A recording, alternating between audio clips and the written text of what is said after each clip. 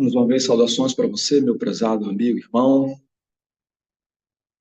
Espero que, apesar da notícia triste que nos abalou muito, a gente prossiga aí animosos, fervorosos no Espírito de Deus. Enquanto estivermos aqui neste mundo, vamos ter que conviver com a realidade de enterrar nossos queridos, levá-los à sepultura e alimentar cada dia a bendita esperança da breve volta de Jesus, quando todos seremos transformados, os que morreram em Cristo haverão de ressurgir do pó com um corpo imortal e incorruptível. Na minha mensagem hoje, quero ser sucinto, breve. Então vamos lá. Abra sua Bíblia no livro do Evangelho de João. A gente vai meditar hoje no Evangelho de João, no capítulo de número 6. João, capítulo 6, o versículo 63, é o texto para a nossa reflexão de hoje. O Espírito é o que vivifica. A carne para nada aproveita.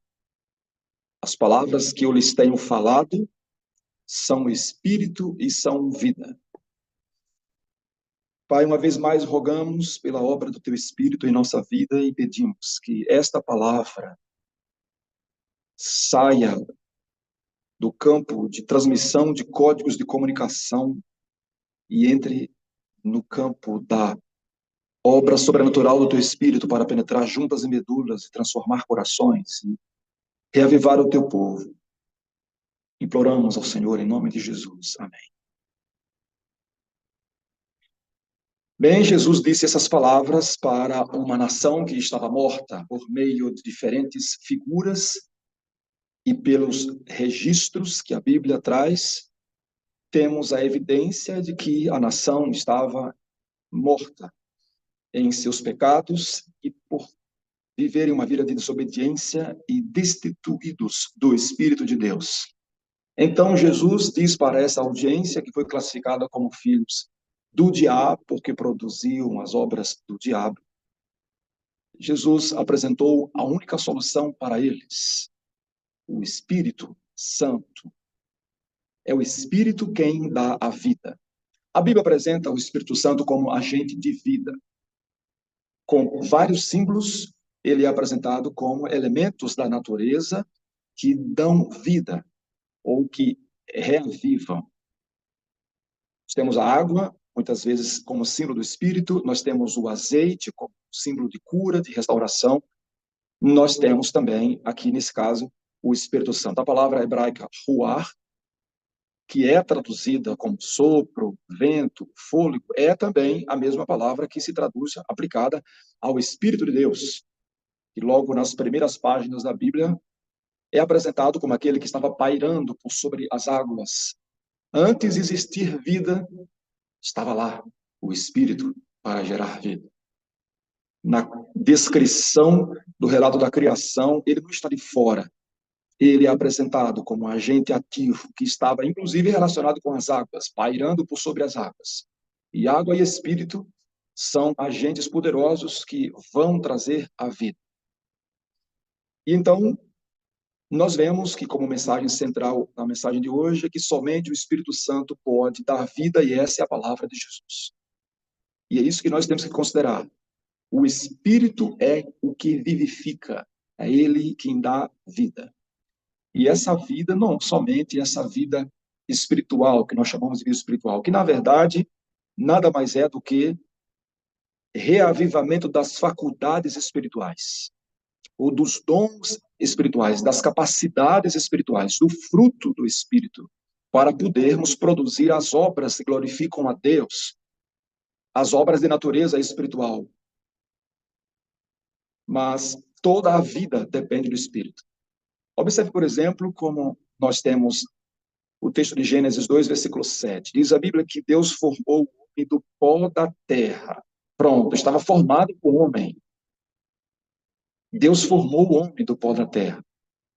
O homem, com barro, formado por Deus, já é um homem. Já é um ser humano. inerte, porém. Então, diz a palavra do Senhor que Deus soprou nas suas narinas o fôlego de vida e o ser humano se tornou ser vivente, ou se tornou uma alma vivente. Este sopro é a transmissão, ou é a entrada do próprio Espírito nesse par. Nós vemos um paralelo, um texto semelhante a esse, no livro de Jó, no capítulo 33, no versículo 4, quando diz: o Espírito de Deus me fez, e o sopro do Todo-Poderoso me dá vida. Nós precisamos entender isso. O Espírito Santo é quem dá vida. Este sopro de Deus é quem gera a vida. Por isso que o Senhor Jesus Cristo diz para a sua audiência ali, o Espírito é quem dá vida, e nós precisamos considerar isso como membros de igreja, como crentes em Jesus, como aqueles que aguardam a chuva serôdia, como apresentou essa semana. Aqui, duas mensagens. Nosso amado irmão, que agora, ele está acordado aí, mas esqueci o nome aqui agora, não foi o Rogério. O Wellington, né? Lembrei, nosso irmão Wellington. Então, se nós almejamos ter essa experiência gloriosa de utilidade na obra final da pregação do Evangelho, nós precisamos estar bem íntimos disso e considerar isso. Mas não é somente isso. O Espírito Santo é capaz de trazer vida aos corpos, que são apenas seres humanos. Olha a história de Sansão, por exemplo, meus irmãos. Sansão disse que ele era um homem comum, e o que fazia um homem diferente dos demais era a possessão do Espírito que estava sobre ele. Ele pensava que era o cabelo, mas não era o cabelo, era o Espírito do Senhor que repousava sobre ele. Davi era um homem comum, era um jovem comum, como todos os demais homens, sujeito ao medo, à timidez, à prudência, aos cálculos humanos. Mas quando ele foi ungido, diz a palavra do Senhor, que o Espírito do Senhor se apossou sobre ele, e veja quem foi Davi, a despeito de suas quedas, de seus erros e até fracassos, na condição de ser humano, o Espírito do Senhor estava sobre ele, como ele mesmo declara depois em 2 Samuel capítulo 22. O que faz a diferença entre pessoas normais e pessoas que são extraordinárias é a experiência com o Espírito Santo, é a obra do Espírito Santo na vida.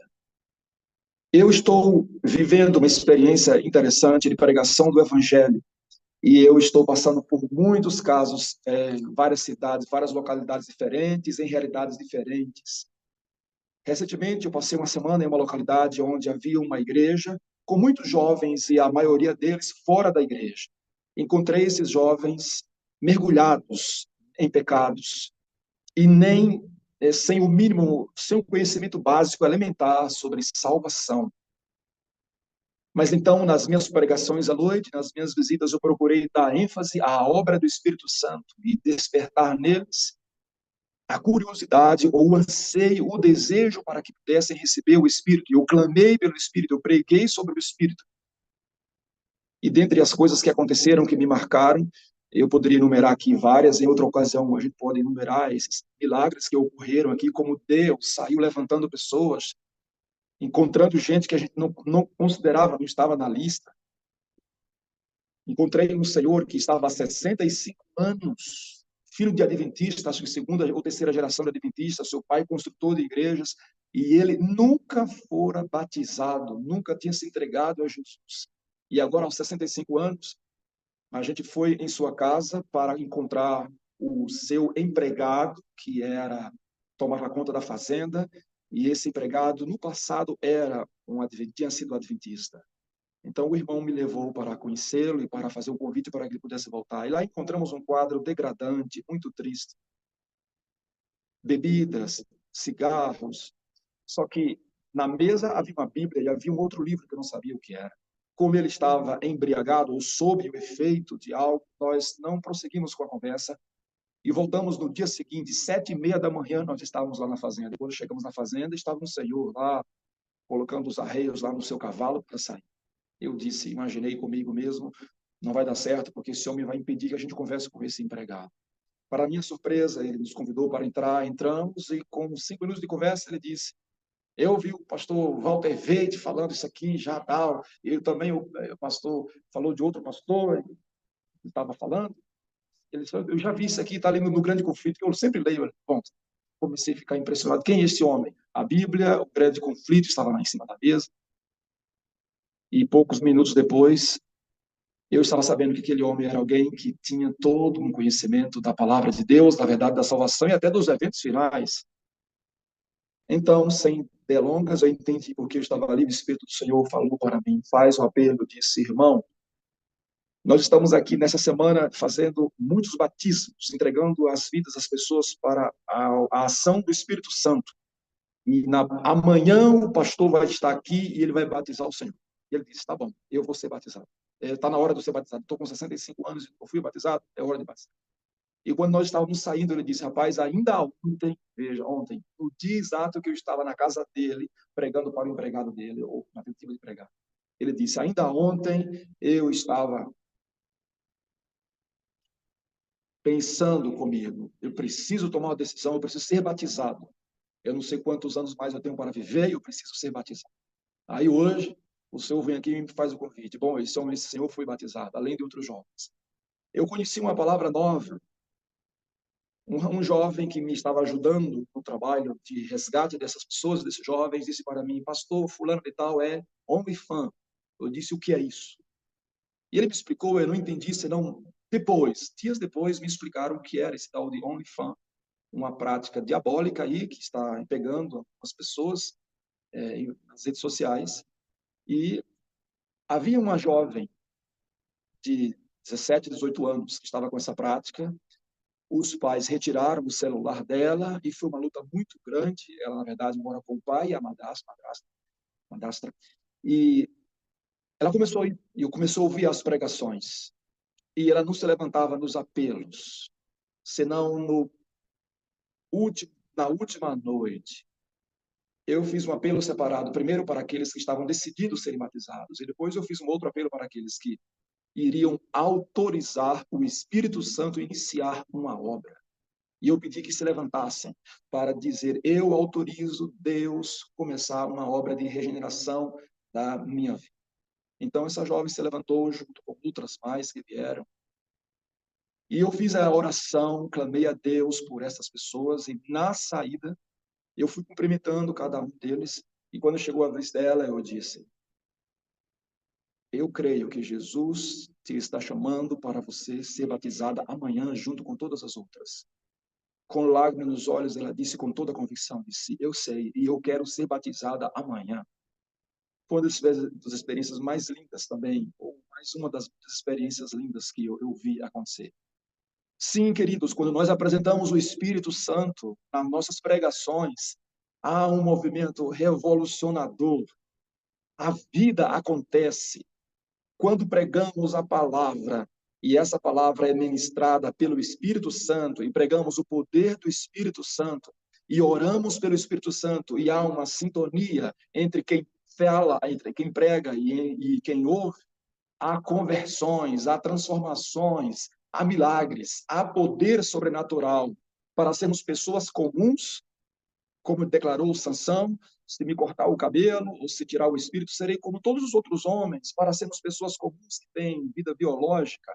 Não precisamos do espírito, precisamos de adestramento, precisamos de aprender regras, doutrinas, e com esforço humano,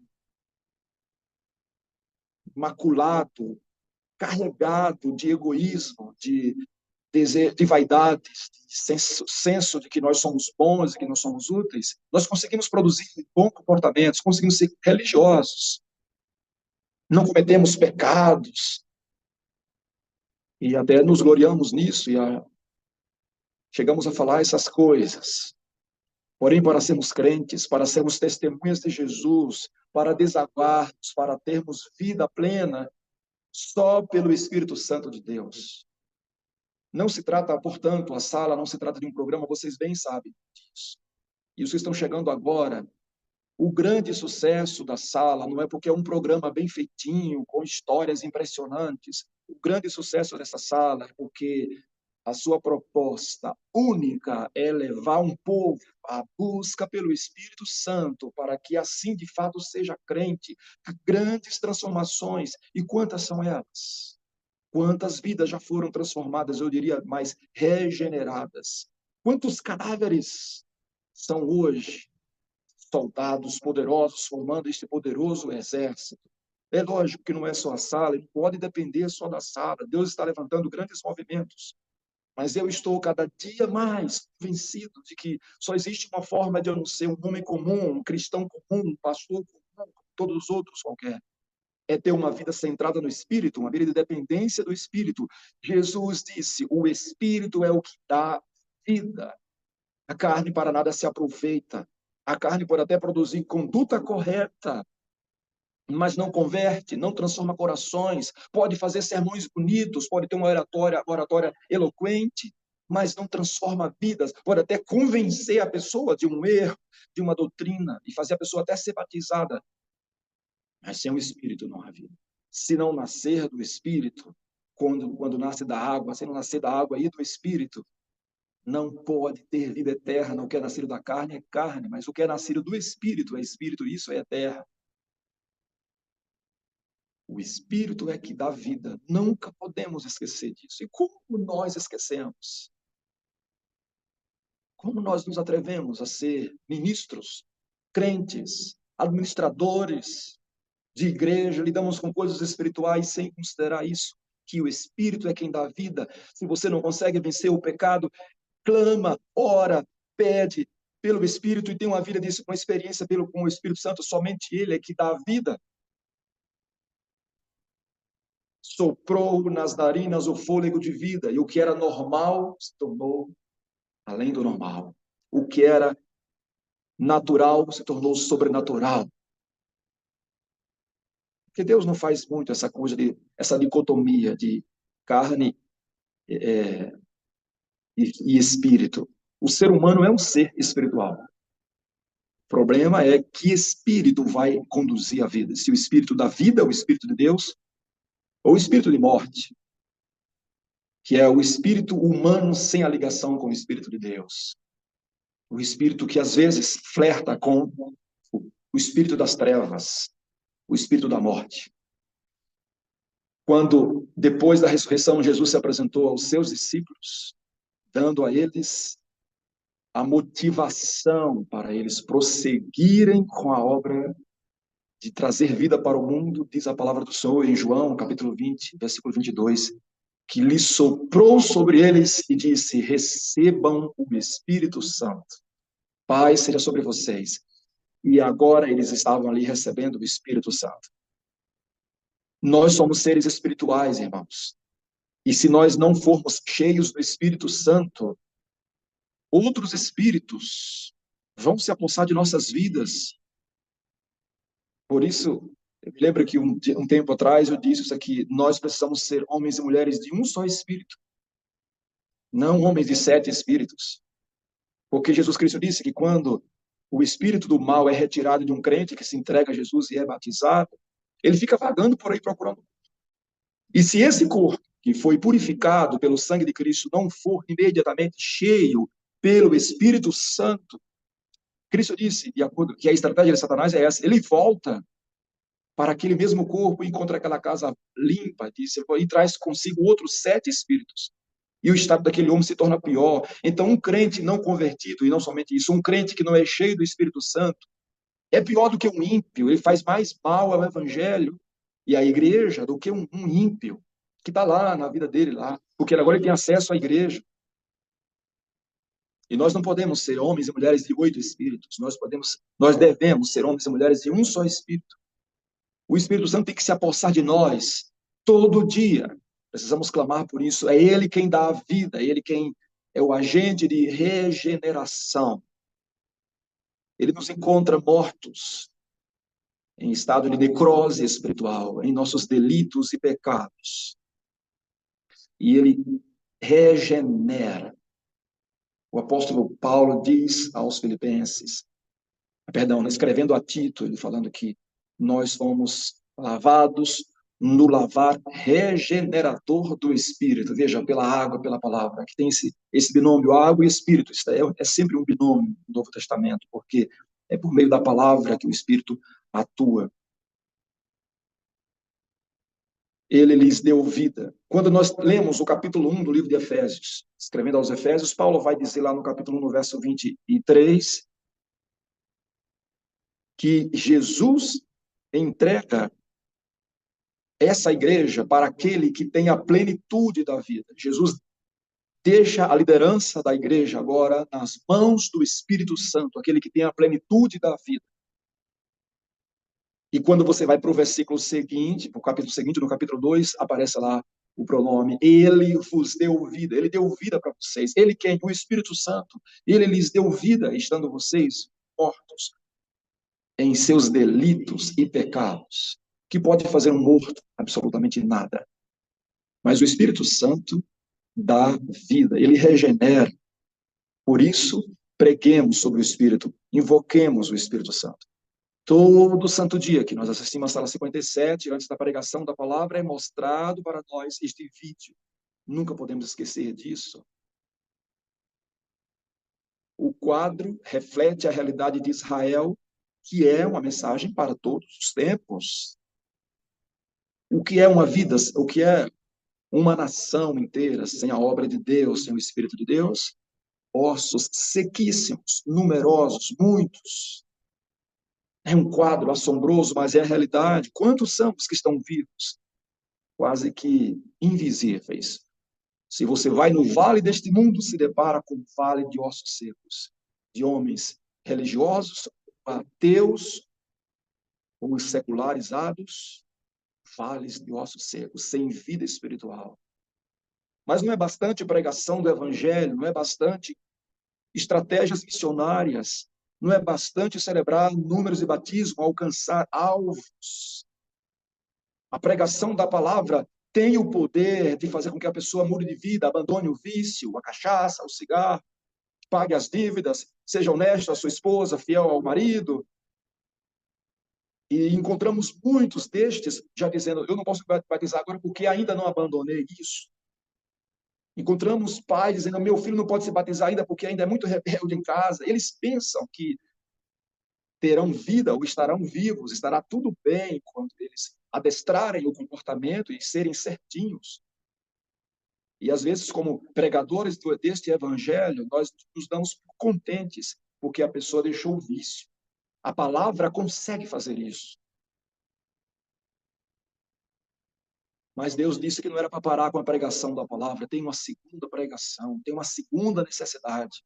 Soprar, profetizar pela vinda do sopro do Espírito do Senhor. Aí sim se torna um exército poderoso, que não se pode contar. É este exército que nós esperamos para concluir a obra da pregação do Evangelho.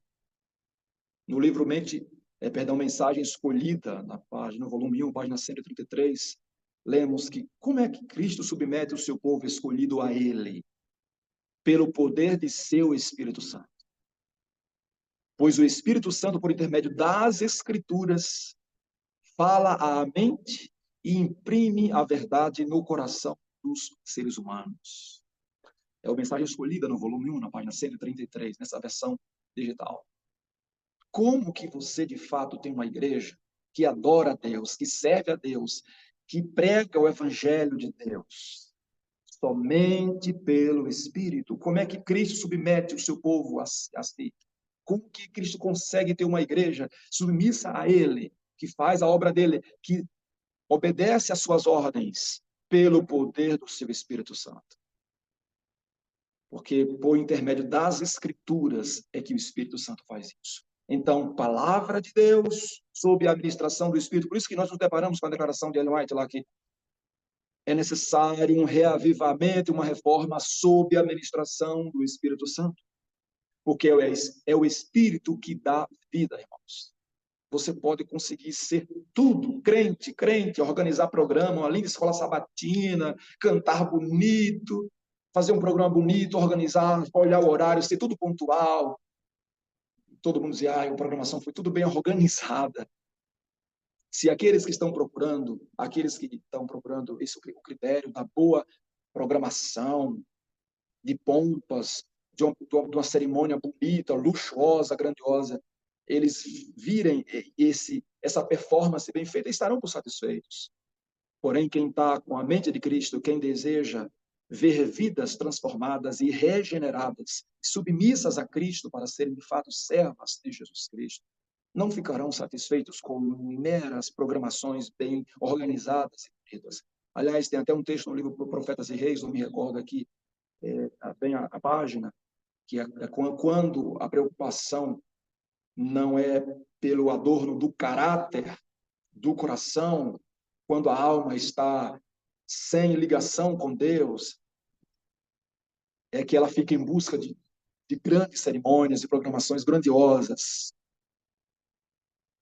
para impressionar as mentes. As palavras de Cristo são espírito e são vida. E ele precisa da palavra, que é o símbolo da água também que purifica. Por isso, água e espíritos, portanto, é um binômio. A água que purifica, símbolo da palavra, e essa água também é símbolo do Espírito Santo. Cristo declarou, está escrito em João 7, verso 37, quem crê em mim, como dizem as Escrituras, do seu interior fluirão rios de água viva. E o próprio João vai dizer, ele estava se referindo ao Espírito Santo, que até aquele instante não havia sido derramada. A água que dá vida, como também o Espírito que dá vida. Nós concluímos, irmãos, que eu vou chamar aqui um exemplo, uma história. Não existe vida na igreja sem o Espírito Santo. Em 2014, aliás, eu vou voltar, 2013, eu tive uma experiência. A igreja tem as campanhas de batismo, e quando chega o tempo do mês de agosto, julho, agosto e setembro, é chamado de o batismo da primavera. E para a surpresa de todo mundo, pela primeira vez na minha vida, eu estava ali no meu 5º ano do ministério, eu estava numa igreja complexa, a igreja central de Capim Grosso, na Bahia. Igreja linda, de grandes talentos, de pessoas super capacitadas, homens e mulheres dedicados ao Senhor, que tem um histórico lindo de missão, que cresceu muito. Mas como esta síndrome que atinge a maioria das igrejas centrais, Capim Grosso não ficou de fora e passou a ter alguns problemas. E aconteceu que chegou setembro e nós não batizamos nenhuma pessoa. E eu me lembro que, como hoje, no concílio, o secretário foi perguntando a cada pastor quantas pessoas foram batizadas em setembro, cada um, 20, 30, 10, 40. E Capim Grosso, eu respondi, nenhum, zero. Eu era engenho naquela época, ainda. Alguns colegas vieram me procurar e ficaram comentando isso por meses depois. Rapaz, eu não esqueço a tua dor, que você não batizou uma pessoa em setembro. Mas eu sabia, tinha feito o meu trabalho da melhor forma possível, mas não deu resultado naquele tempo. Aí chegou o ano 2014 e o presidente da igreja, da associação, o pastor Cleiton, me disse, eu vou te mandar tu passar um tempo, uma semana em São Paulo, vai respirar aí, conhecer culturas novas, vou procurar uma igreja dessas antigas aí para você ficar lá, para pegar algumas ideias.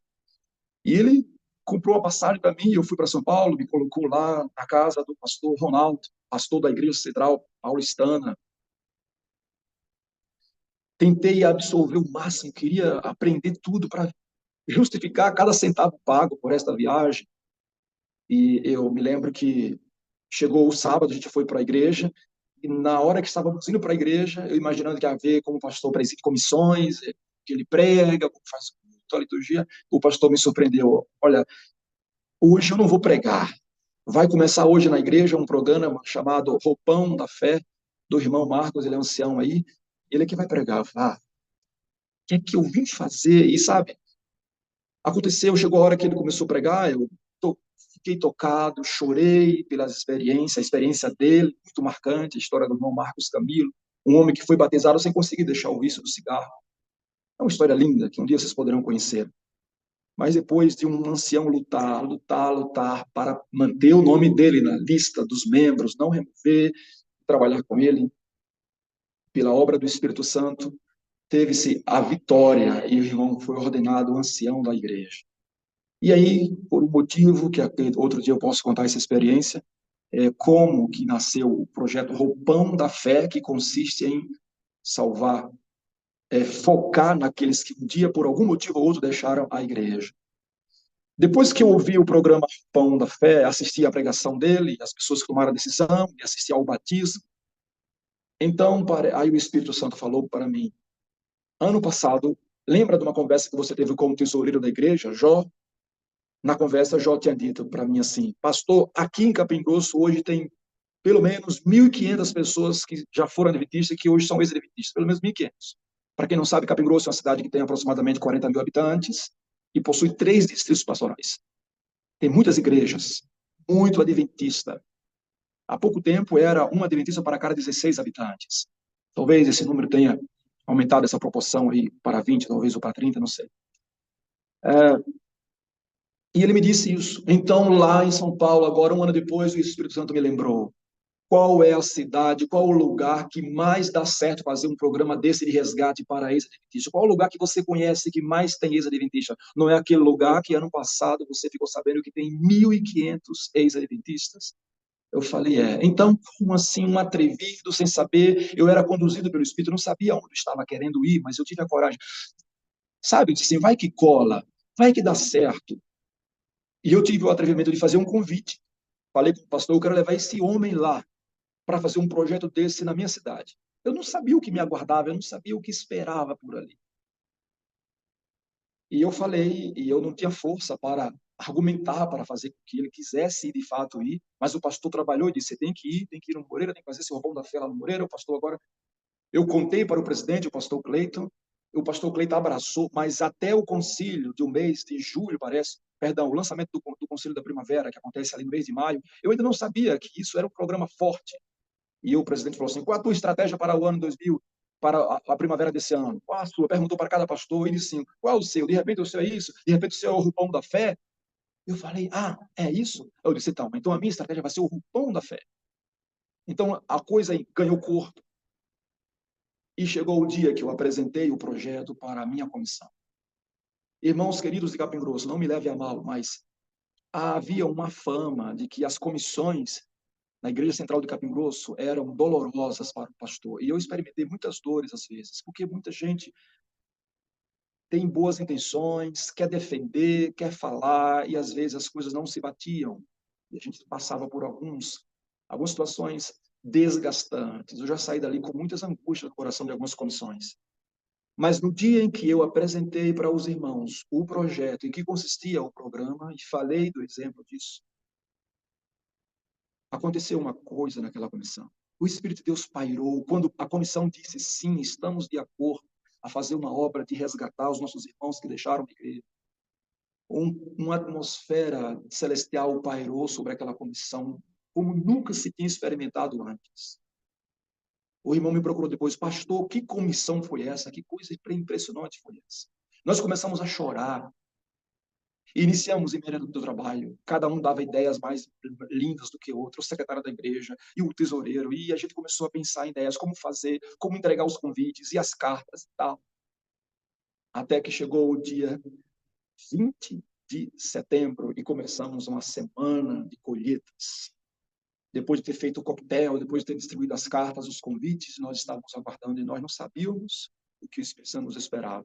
Quero pedir, Rogério, para postar aí, compartilhar a tela com uma foto, para vocês verem a realidade. Como a cidade respondeu ao clamor pelo Espírito Santo. E essa é a Igreja Central de Capim Grosso. Aí está de costas o irmão Marcos Camilo. Jovens, crianças, idosos. A igreja estava lotada, só cabia gente se fosse voando aí por cima agora, nas asas dos anjos, porque no chão não tinha lugar para ficar mais ninguém. E dentre as pessoas que foram na quinta-feira, foi o irmão George. Eu quero contar a história para vocês agora em vídeo. Pode colocar o vídeo, agora eu vou me calar. E eu quero deixar vocês acompanharem essa história. Veja o que aconteceu quando nós clamamos o Espírito e jogamos o Espírito Santo, deixamos o Espírito Santo sob a regência desta obra grandiosa.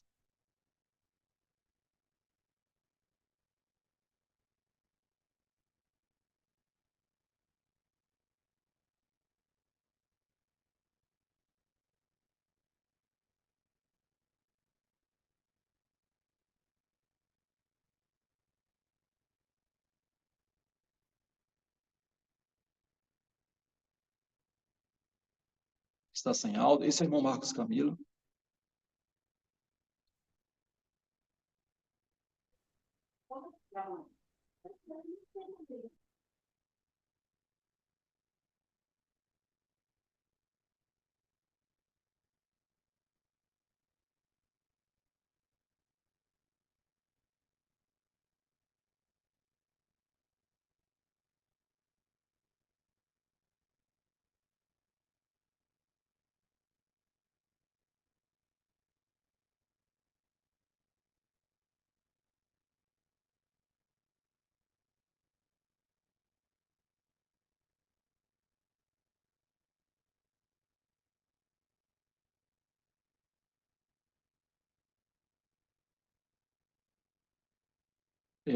Para mim está sem áudio. Não sei se está sem áudio para vocês também, mas se puder eu posso ir contando aqui com as imagens.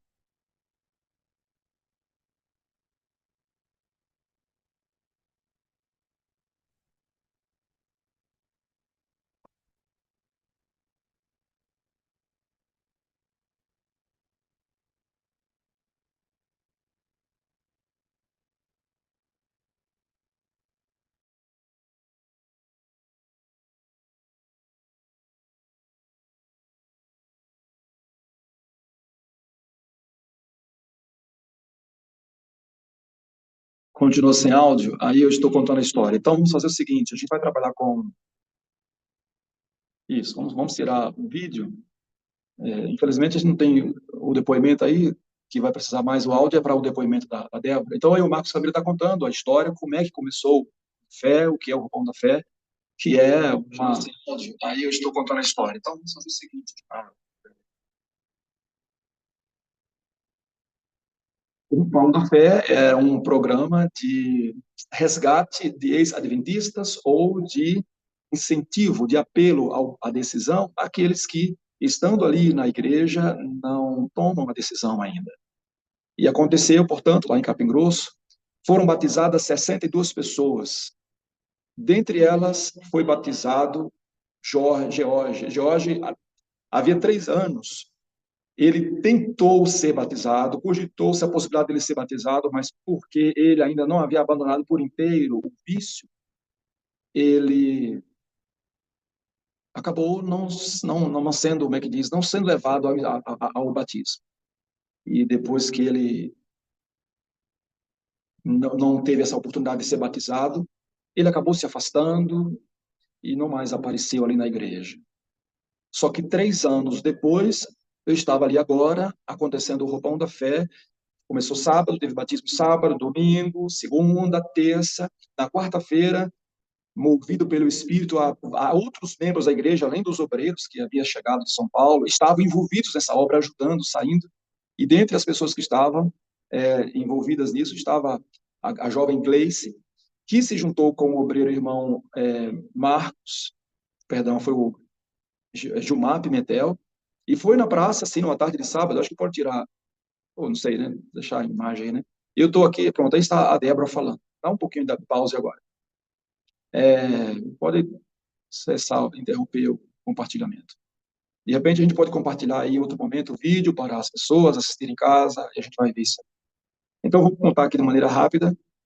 Na quarta-feira, Gilmar e a Gleice estavam pelas ruas lá procurando as pessoas para visitar e a Gleice avistou George, estava com cigarro, com bebida na mão, e ela disse, aquele rapaz lá teve na igreja faz algum tempo, vamos lá.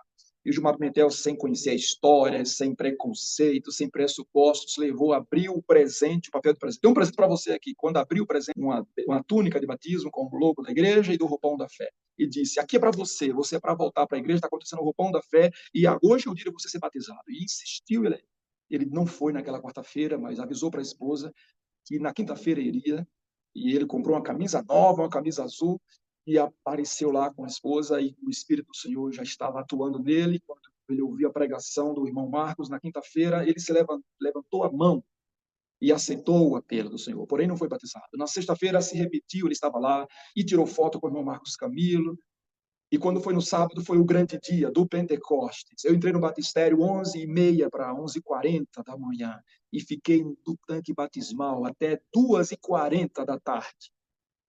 3 horas praticamente foi quando eu saí da água, só batizando gente. Vinha 2, vinha 4, vinha 1, vinha mais 3. E o povo dizia, é o Pentecoste, dava glória a Deus, famílias inteiras voltando para Cristo, jovens tomando decisão, jovens no canto ali, orando, chorando, coisa linda. O Espírito do Senhor fez uma obra grandiosa na cidade e naquela igreja. 1 da tarde, George, não aguentando mais o clamor do Espírito, que muito lhe incomodava, resolveu sair, porque ele ficou com uma espécie, talvez, de trauma, ele ficou com medo, receio de fazer a decisão de ser batizado, e a comissão, e a igreja, e ele mesmo dizer, não estou preparado, não é hora, pode esperar um pouco mais. Então ele saiu, foi embora. Só que lá na porta estavam 2 de seus primos, e que lhe abordaram e disseram, não é hora de você ir embora, você precisa entregar a sua vida para Jesus hoje, não vai embora não, vá ser batizado. Ele disse, não tem jeito para mim, eu não vou conseguir. E ele disse, sim, consegue, você já conseguiu coisas maiores, entregue, confie em Deus. Enquanto isso, e o primo dele estava cantando a música do Fernando Iglesias lá, falta você se entregar, falta você não resistir. E eu estava no batistério, eu não sabia o que estava acontecendo, eu estava batizando gente, o irmão cantando, e sabe aquela coisa, e lá na saída da igreja, na porta da igreja, estava acontecendo essa batalha, até que Cristo venceu outra vez, e só se ouviu o brado, glória a Deus! Era George que agora decidia e vinha, com a sua beca de batismo levantada, decidido para ser batizado. E eu batizei George. Vocês vão ver depois nas imagens que na hora que eu batizo já tem 4 pessoas dentro do batistério que já tinham sido batizadas, que eu abraçava e envolvi. Depois que ele foi batizado, ele nunca mais perdeu nenhuma reunião da igreja. Reunião de diaconia, ele estava lá. Ele ficava dizendo, pastor, que dia vai ser? Que dia começam as eleições aí das comissões para eleger os oficiais? Pastor, eu quero trabalhar. Pastor, eu não quero voltar para a droga, eu quero trabalhar. Pastor, eu quero ser salvo, por favor, me ajude a ser salvo. Veio em outubro, dia 19 de outubro, a caravana Novo Tempo, com os arautos do rei e o pastor Luiz Gonçalves. Jorge estava lá, envolvido, tirando foto com todo mundo. Eu querendo ajudar, e, sabe, entrando onde não era nem permitido entrar, mas ele queria estar lá. E Débora começou a fazer plano também de ser batizada. Débora é a sua esposa. Mas no dia 2 de novembro, eu recebi a ligação do irmão Jefferson, hoje vice-prefeito da cidade, dizendo, pastor, o senhor recebeu, alguém ligou para o senhor aí agora? Eu falei, não, era 6h20 da tarde. E Jefferson falou, pastor, George acabou de ser assassinado aqui agora. Sem chão embaixo dos pés, eu ouvi como que uma voz que dizia, esta morte é para a vida, e eu não entendia por quê. Disse lá no local, a polícia já estava por lá, o ambiente estava todo já cercado, isolado, e fomos nós cuidar disso. Eu liguei para o presidente, eu falei, venha, porque eu preciso do senhor aqui, essa história aqui vai ser impactante. Porque eu coloquei a história dele no boletim da igreja, e ele pegou a história dele, copiou o texto, colocou no Facebook dele e dizia, obrigado, Senhor, porque o Senhor não desistiu de mim. E no dia seguinte, isso foi uma segunda-feira, e na terça-feira estávamos aguardando a liberação do corpo pelo IML. E eu precisava fazer um pedido, difícil de ser respondido positivamente. A mãe de George não gostava dos adventistas, não gostava da igreja, tinha suas razões para isso. E disseram, ela não vai deixar levar o corpo de George para a igreja de jeito nenhum. Eu falei, eu vou lá. E eu clamei a ela, e ela permitiu que o corpo de George pelo menos passasse um tempo na igreja para que se fizesse a cerimônia ali de despedida. Só que na terça-feira, enquanto o corpo não chegava, Débora, sua esposa, não queria receber aquela imagem, aquele momento impactante da chegada do corpo, e pediu para a gente sair um pouco, e nós saímos, e fomos para a igreja. Lá eu coloquei uma música instrumental, tocando, uma música religiosa, e começamos a conversar, e aí eu fiquei sabendo que ela tinha o plano de ser batizada um dia, para fazer essa surpresa para Jorge. Então eu tive a ideia, que eu não sei se foi doida, eu não sei. Do ponto de vista normal, do raciocínio normal, foi uma ideia absurda, quase que desrespeitosa. Mas o Espírito de Deus faz coisas que nós não podemos, às vezes, explicar. E eu tive a coragem de fazer um apelo para a Débora, que estava acontecendo muito batismo, muita decisão, assim, sabe? Eu falei, Débora, o batistério ainda está cheio. O que você acha? Eu estou pensando aqui. E a gente surpreendeu o mundo para na hora que a gente estiver fazendo aqui, após a cerimônia batismal, perdão, após o culto fúnebre, você ser batizada, para que antes que esse caixão de George saia daqui, a igreja possa saber que você está fazendo um voto a Deus, um pacto que você vai ser seguidora de Jesus como Jorge foi. Vocês se despedirem com a mesma fé. Você não gostaria de ser batizada no dia do velório do seu marido? E ela disse, sim, eu aceito. Eu acho que a gente tem as imagens aí, Jorge, ou Rogério. E assim aconteceu, irmãos, que a gente colocou o corpo de George lá na igreja, colocamos o roupão, a beca com a qual o George foi batizado, cobrindo o caixão. E depois tem um áudio aberto aí.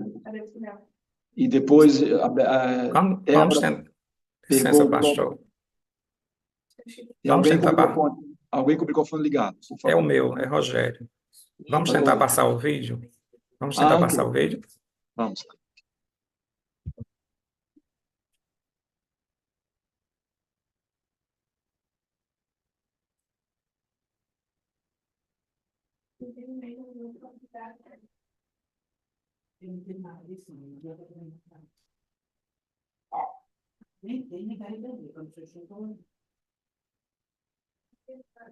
Isso já foi no dia 5 de novembro.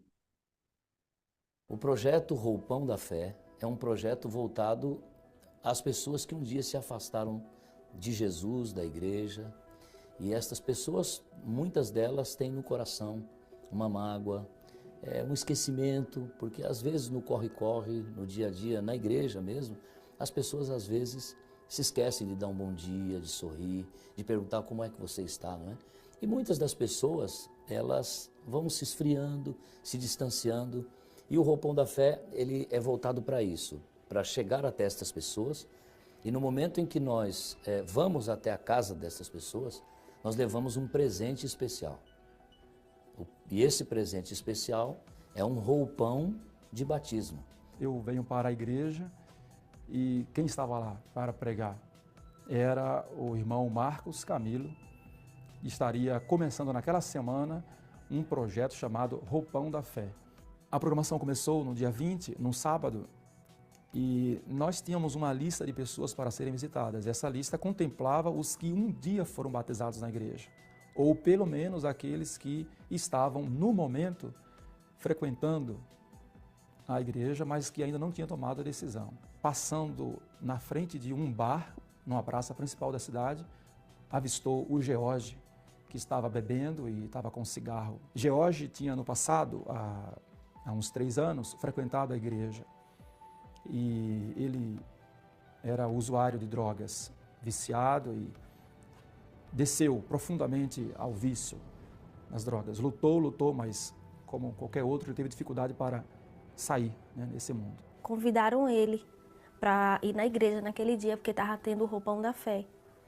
Ele no momento não foi, mas ele chegou em casa e comentou comigo. E falou, ó, eu vou viajar amanhã e quando eu chegar a gente vai para a igreja. Porque está tendo o Roupão da Fé, e eu quero ver como que é isso. Eu entrei no batistério 11h40, 11h50, mais ou menos, e fiquei até 2h40 batizando gente.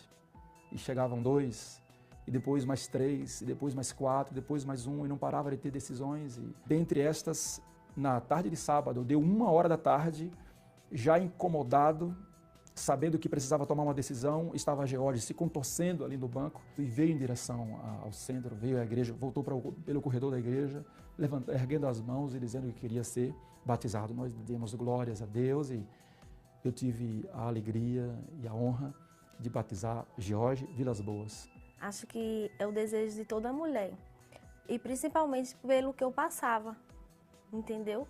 Então assim, para mim foi um sonho realizado.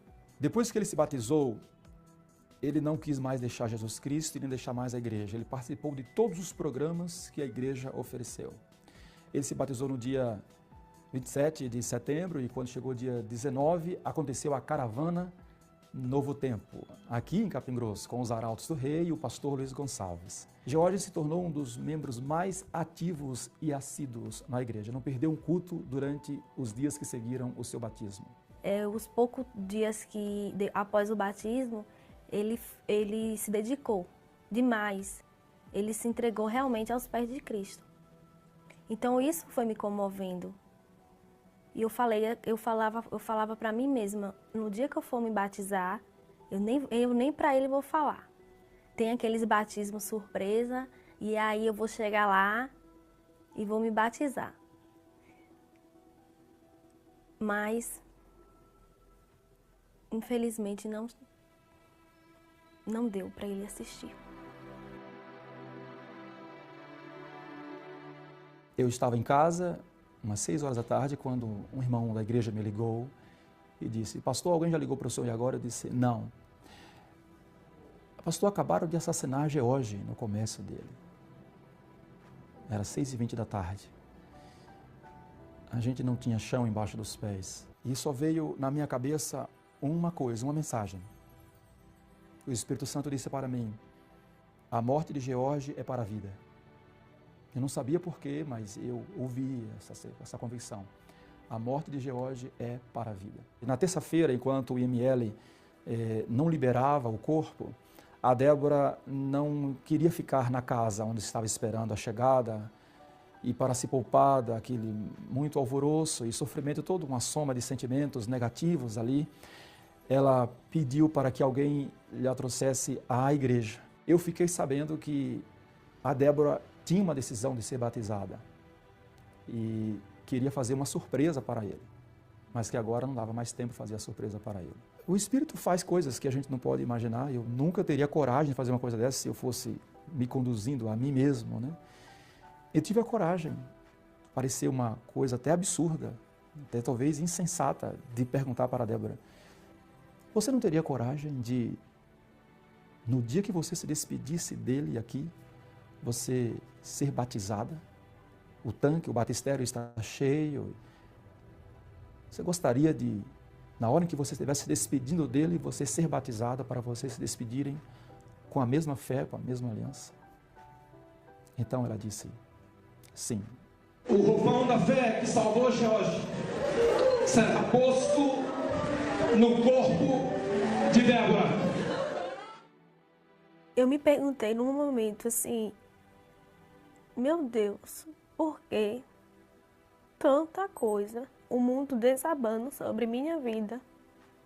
E aí Deus me respondeu: é só um pouco mais, um pouquinho mais. Eu cantei, não foi eu que cantei, foi o Espírito Santo que cantou através de mim, porque a pergunta que eu tinha para Deus era só essa. E ele me disse: filha, é só um pouco mais.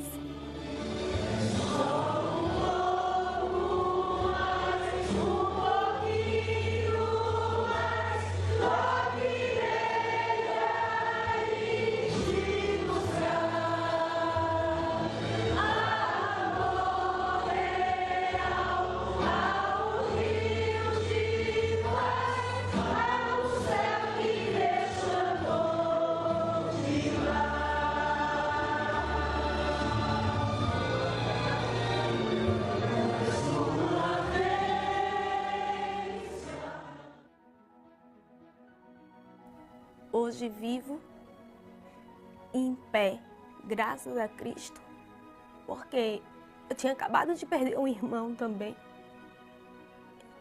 4 meses, do mesmo jeito, assassinado, e eu só tenho a agradecer com tudo isso ao meu Deus, ao Deus que eu sigo. Muitas coisas vêm, mas eu tenho certeza que nada vai me fazer me afastar dos pés de Cristo, que é a única certeza que eu tenho. Em meio a tantas aflições, Ele nunca desampara ninguém.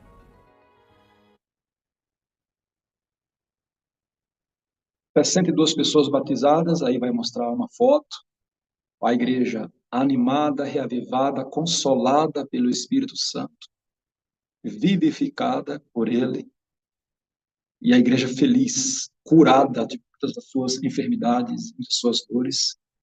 Aí que é uma foto emblemática e impressionante. Essa foto é antes da tragédia acontecer. George está aqui. Você consegue ver ele de camisa azul aí, ó.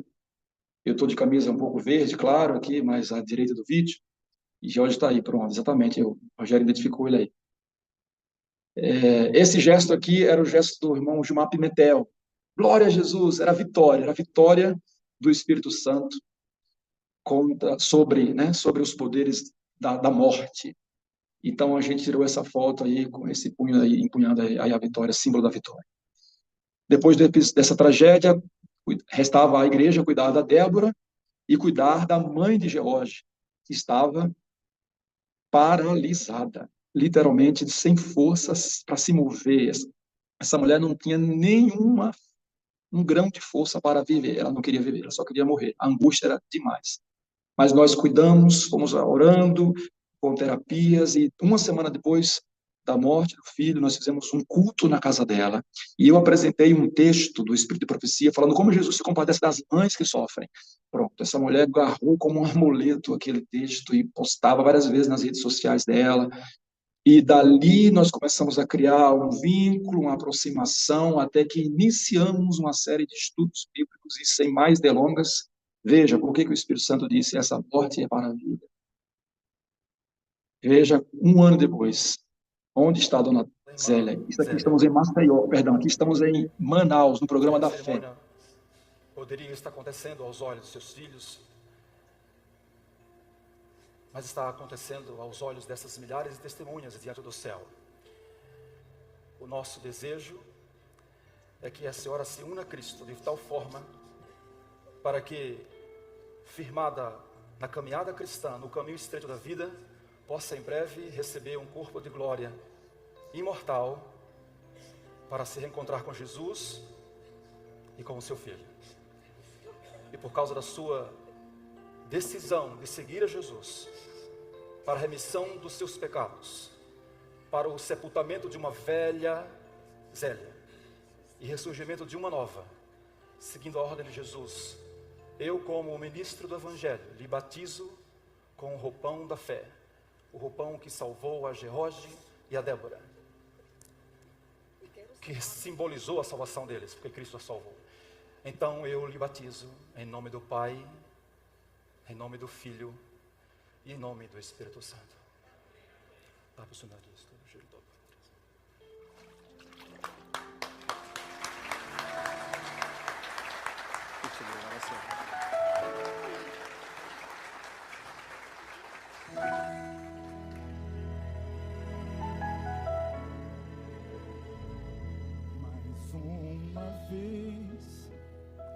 escureceu,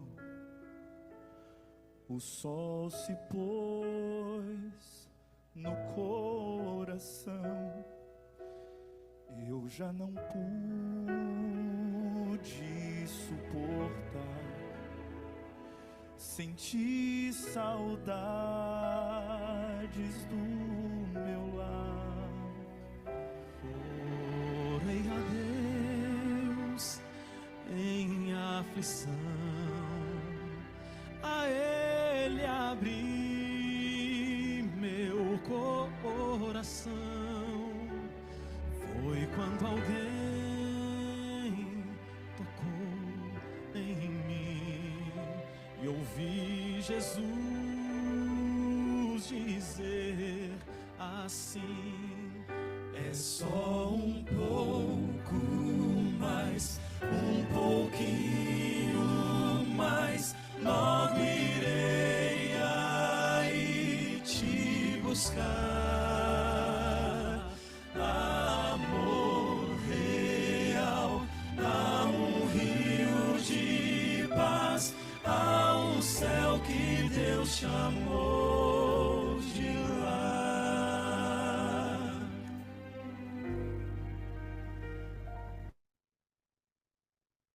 Nós não estamos querendo viver glórias do passado, irmãos. Essas histórias estão sendo repetidas e mostradas para evidenciar que uma vida no Espírito é uma vida de glórias e de vitórias. que mesmo em face da morte, estamos cantando a canção da esperança. Espírito Santo é quem dá vida. Desculpem a demora, ou longo, mas a minha mensagem é essa. Nunca se esqueça, o Espírito é que dá vida. A carne para nada se aproveita. As minhas palavras são Espírito e são vida. Leia as Escrituras e clame pela obra do Espírito, porque é Ele que vai dar vida para você. Eu não sei como você vive, não sei como é a sua experiência com o Espírito, se você anda no Espírito, ou se você se conduz a si mesmo. Também não sei se você já se entregou à vida para ser batizado na água e no Espírito. Certo que de onde você estiver, como você estiver, meu apelo é esse. Clame pelo Espírito e deixe Ele reger a sua vida. É tudo que Deus mais deseja fazer. Por isso, apenas clame. Se você também quer fazer um empreendimento evangelístico, só faça isso. Clame pelo Espírito de dia e de noite. Consagre-se a Ele.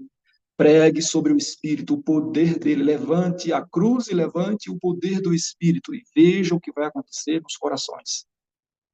Você quer fazer isso agora? Você quer clamar hoje como nunca antes? Você quer hoje uma vez mais clamar? Você quer apresentar um projeto de vida, um projeto evangelístico, um projeto de mudança na sua vida, sob a regência do Espírito? Você quer se entregar para Ele? Ore comigo agora. Santo Espírito, louvado seja o Senhor.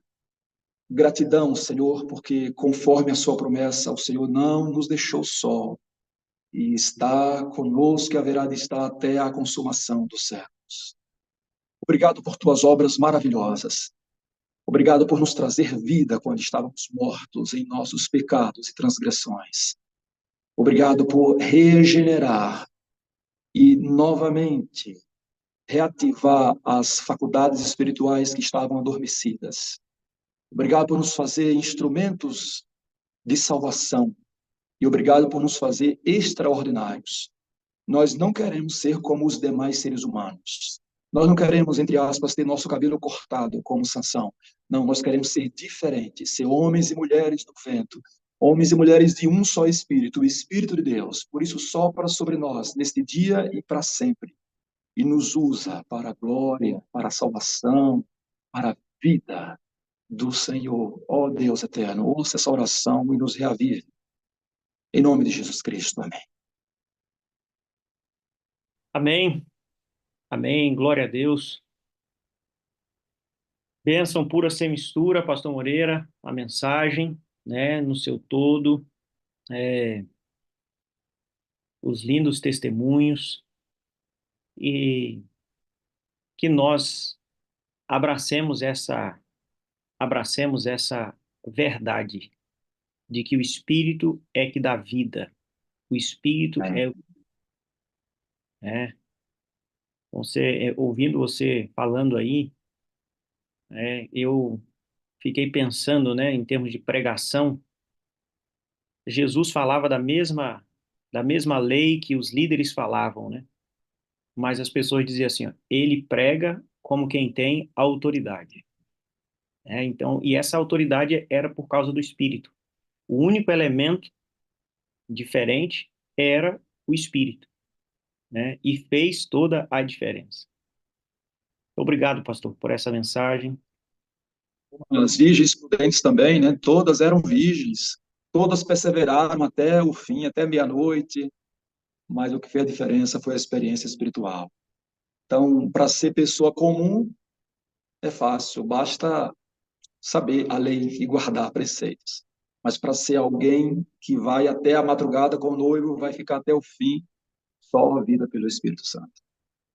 Amém. Louvado seja Deus. Que nós que estamos aqui, né, abracemos essa mensagem, essa verdade, internalizemos isso, né, e coloquemos em prática na nossa vida, né? Que nessa primavera ainda, né, de 2024, a gente veja aí os milagres acontecendo para honra e glória de Deus. Ainda está em tempo de clamar, né? Estamos aqui mais 2 semanas aí. Exatamente, exatamente. Muito bem, pastor. Você fez a oração aí, então eu quero dizer 4 coisas para você. Eu amo você. preciso de você para ser feliz, você é a parte visível de Deus, e eu creio mais em Deus porque você, Pastor Moreira, existe. Preciso dizer isso para você também. Eu te amo, cara. Eu preciso de você e de todos vocês para ser feliz. Eu sozinho vou rapidinho. E é muito bom ver as manifestações de Deus na sua vida. Por isso eu creio mais em Deus pela sua existência. Amém. Louvado Até a seja Deus. próxima, se Deus quiser. Até a próxima. Um grande abraço, amigo. É o momento agora do testemunho, e eu vou chamar para cá o Joselito Nunes. Joselito Nunes. Olha ele aí, pode abrir o seu microfone. O enquadramento já está aí perfeito. Bom dia, meu irmão. Tá ouvindo? Em alto e bom som. Em alto e bom. Amém, louvado seja Deus. Eu já queria iniciar dando um bom dia para o senhor e dizendo que eu amo você, tá? Preciso de você para ser feliz. Você é parte visível de Deus e eu creio mais em Deus porque você existe. Glória a Deus, irmão Joselito. Eu também te amo. Preciso de você para ser feliz. Você é a parte visível de Deus e eu creio mais em Deus porque você existe, meu irmão. Amém, louvado seja Deus. Estava ansioso por esse encontro da gente, sabia? É mesmo? Olha, Muito, muito. que bênção. Então chegou a hora, né? Chegou o dia de nós nos encontrarmos aqui, né? Numa prévia do que vai ser no céu, né? Porque eu não conhecia o irmão Joselito, estou conhecendo agora, né? E no céu vai ser assim, né, Joselito? Quantas pessoas nós Amém. vamos conhecer, né? Exatamente, vai ser bênção. Com certeza, em nome de Jesus. Essa vai ser a maior bênção pura, sem mistura de todos os tempos. Joselito, eu vou falar igual eu falei com o pastor Moreira, pudesse só afastar um pouquinho o celular, aí assim fica perfeito, tá? Que aí não corta o teto aí do irmão. Bom, irmão Joselito, obrigado pela disposição, tá, em fazer o testemunho conosco. Você tem uma história linda de como a graça de Deus te alcançou. Todos nós somos troféus da graça de Deus. Todos nós Amém. somos troféus da graça de Deus. Agora, assim como quando você vai a uma loja de esporte para comprar uma medalha, ou mesmo um troféu para alguma competição e tudo mais, né? Tem troféus e medalhas de diferentes tamanhos, né? Diferentes tamanhos. E cada um tem o seu significado. E Verdade, alguns troféus dão mais trabalho para serem conquistados, né? Alguns troféus dão mais trabalho para serem conquistados. E verdade. o irmão é um desses troféus, né? A graça de Deus, deixa eu adicionar meu destaque aqui. O irmão foi alcançado pela graça de Deus, né? E isso Amém. mostra que todos estão sob a influência do Espírito, né? Todos estão sob a ação do Espírito. Aí tem a liberdade de cada um. Louvado seja Deus, porque você, usando a sua liberdade, aceitou essa ação do Espírito. Mas vamos à sua história, Joselito. Primeiro, o seu nome, né? A gente já sabe, Joselito Nunes. Fala um pouquinho da sua família, esposa, os filhos. Bom dia mais uma vez, seu pastor. Bom dia para todos, né? A nossa família que está nesse momento nos ouvindo, nos assistindo agora. Eu sou Joselito Nunes, sou casado com Eva, né? A Evinha, que acabou de sair para a escola, ela é professora, né? Ela estava querendo participar mais aí, estava no horário de saída já. Sou pai de 7 filhos, tá? Já. O meu caçula acabou de sair também para a escola e os demais já são todos casados. E venho de uma família de músicos, né? Eu tenho alguns irmãos proprietários de bandas e outro que é maestro da aula de instrumentos musicais. E estou aqui para contar, né, o que o Espírito Santo, né, fez na minha vida, né? Porque eu costumo dizer que o testemunho não é nosso, o testemunho é de Cristo, né? A nossa E, vida. Então, eu estou aqui para poder dar uma resumida, né? Contar um pouco, né, dessa história que deu um pouco de trabalho, né? Eu dei muito trabalho, mas louvado seja Deus, porque estou aqui, estou muito feliz, porque assim foi uma decisão difícil no início para mim tomar, por conta do apego à fama, essas coisas que nos cegam na época, me cegou, na verdade, mas o encontro com Cristo aconteceu e foi maravilhoso. E louvado seja Deus, porque estou aqui aos pés do Cordeiro, firme. amém.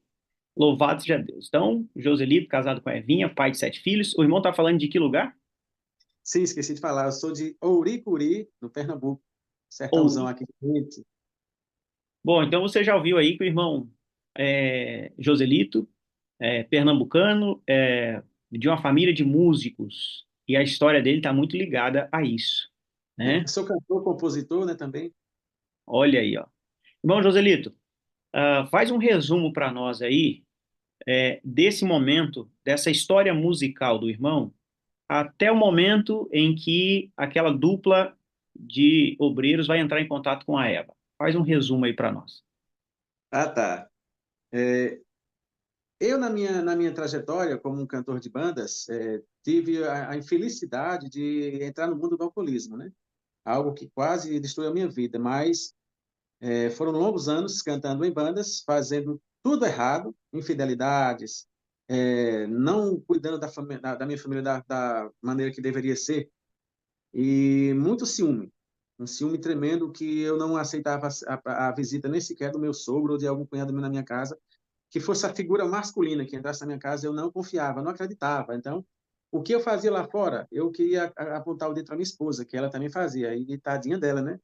Aí vinha, ela só sofria o tempo todo, chorava, porque eu vivia acusando ela, dando homens para ela, enfim. E ela falava que eu parava com isso, ou um dia ela ia embora, e eu não acreditava. E estou tentando resumir um pouco rápido, né?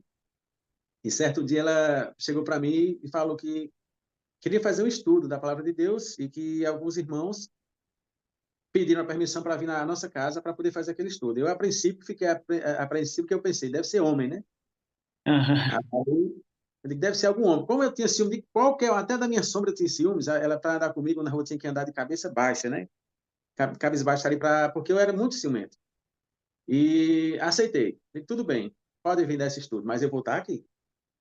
E Irmão Joselito, eram. perdão por interromper, É, só antes da gente avançar nessa questão do estudo, só para quem está vendo a gente aqui, ter noção, quando você diz assim, né, de fama, aliás, duas coisas que eu vou ressaltar, né, e você falou aí, né, de que o que você fazia fora se acusava a esposa. No início desse ano, eu aprendi uma frase com o pastor Cândido, né, que é o autor da meditação jovem desse ano, ele diz o seguinte, cada acusação uma confissão. A gente tem que tomar muito cuidado com isso, né? Porque às vezes aquilo que a gente está acusando, na verdade, a gente está confessando o que está no coração da gente, né? verdade, E era essa verdade. experiência que o irmão vivia. Então, eu queria ressaltar esse ponto. E o outro ponto, para que o pessoal tenha noção do que você está falando quando fala de fama, né? E de bandas e tudo mais, o irmão tocou e depois cantou em várias bandas, né? No texto que o irmão mandou ali, tem uma lista grande de bandas, né? E o irmão participava de shows com essas bandas para milhares de pessoas, né? Sim, sim. Em diferentes regiões aí do norte e nordeste. Exatamente. Eu fui integrante de algumas bandas de nome aqui da região do Nordeste, né? A banda Limão com Mel, a banda Forró Mania.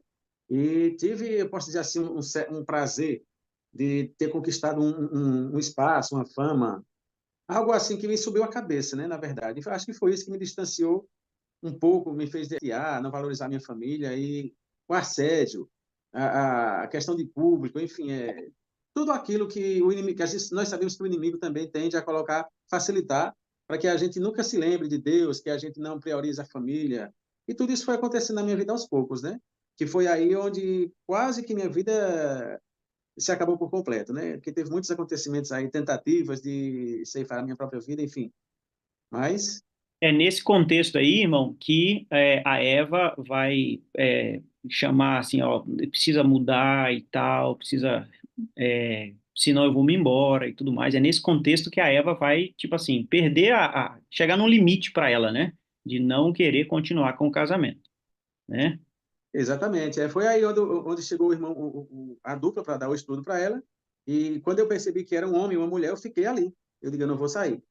Porque eu digo, eu quero ouvir se realmente é um estudo ou se esse irmão está vindo só para chavecar a minha esposa, né?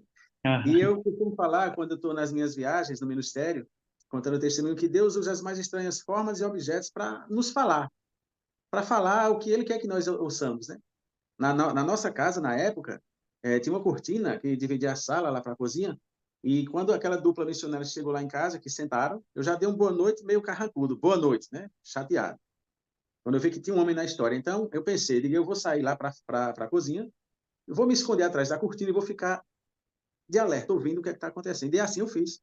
Fiquei atrás da cortina ouvindo tudo o que eles estavam conversando. Oraram, fizeram tudo direitinho. Mas estou quase, eu não vou falar todos porque eu viajava também bastante, mas a maioria dos estudos eu ouvi todos eles atrás da cortina. E teve um determinado estudo que eles passaram para Eva, que geralmente todos os estudos eles pediam para ela fazer um comentário. Irmã, comente o que é que você achou da lição de hoje, pode fazer um comentário. E a Eva comentava. E nesse dia, nessa noite, melhor dizendo, eles pediram, irmã Eva, já estava chamando ela até de irmã, né? Estava na intimidade. Para mim já era intimidade demais, né? Irmã Eva, faça um comentário do que a senhora achou do estudo de hoje e tal. E a Eva ficou, eu não entendi muito bem. Ela ficou assim meio que um pouco indecisa em falar. E eu saí de trás da cortina e disse, como é que você não entendeu, rapaz? Isso tá... Eu comecei, eles até se assustaram, porque achavam que eu ia sair para brigar alguma coisa, né? E eu, ou seja, eu saí, pastor, e fiz o comentário daquele estudo ali. Eu comentei como que eu já era um batizado da igreja, uma pessoa convertida, porque eu fiz, olha, isso naqueles tempos queriam dizer assim, se você trazer para os dias de hoje, isso quer dizer isso, e comecei a comentar. E o irmão, ele podia ter ficado quieto, mas ele olhou para a irmã e piscou o olho, e eu vi. Como eu era muito desconfiado, eu já parei de comentar. Já fiquei chateado e já saí para a rua, já chateado com aquilo ali, porque eu digo, olha, já piscou o olho, aí tem coisa, né? Então foi um comportamento dele que ele, acho que ele pensou, eita, que bom que ele ouviu. Mas para mim, eu já, aquela piscada de olho para a outra irmã, eu não gostei e saí chateado para a rua, enfim. E quando eles foram embora, eu voltei para casa. E mais uma vez, eu tive uma discussão com a minha esposa, a gente discutia muito. E para mim, felicidade nesse dia, eu cheguei a torcer o braço da Eva, né?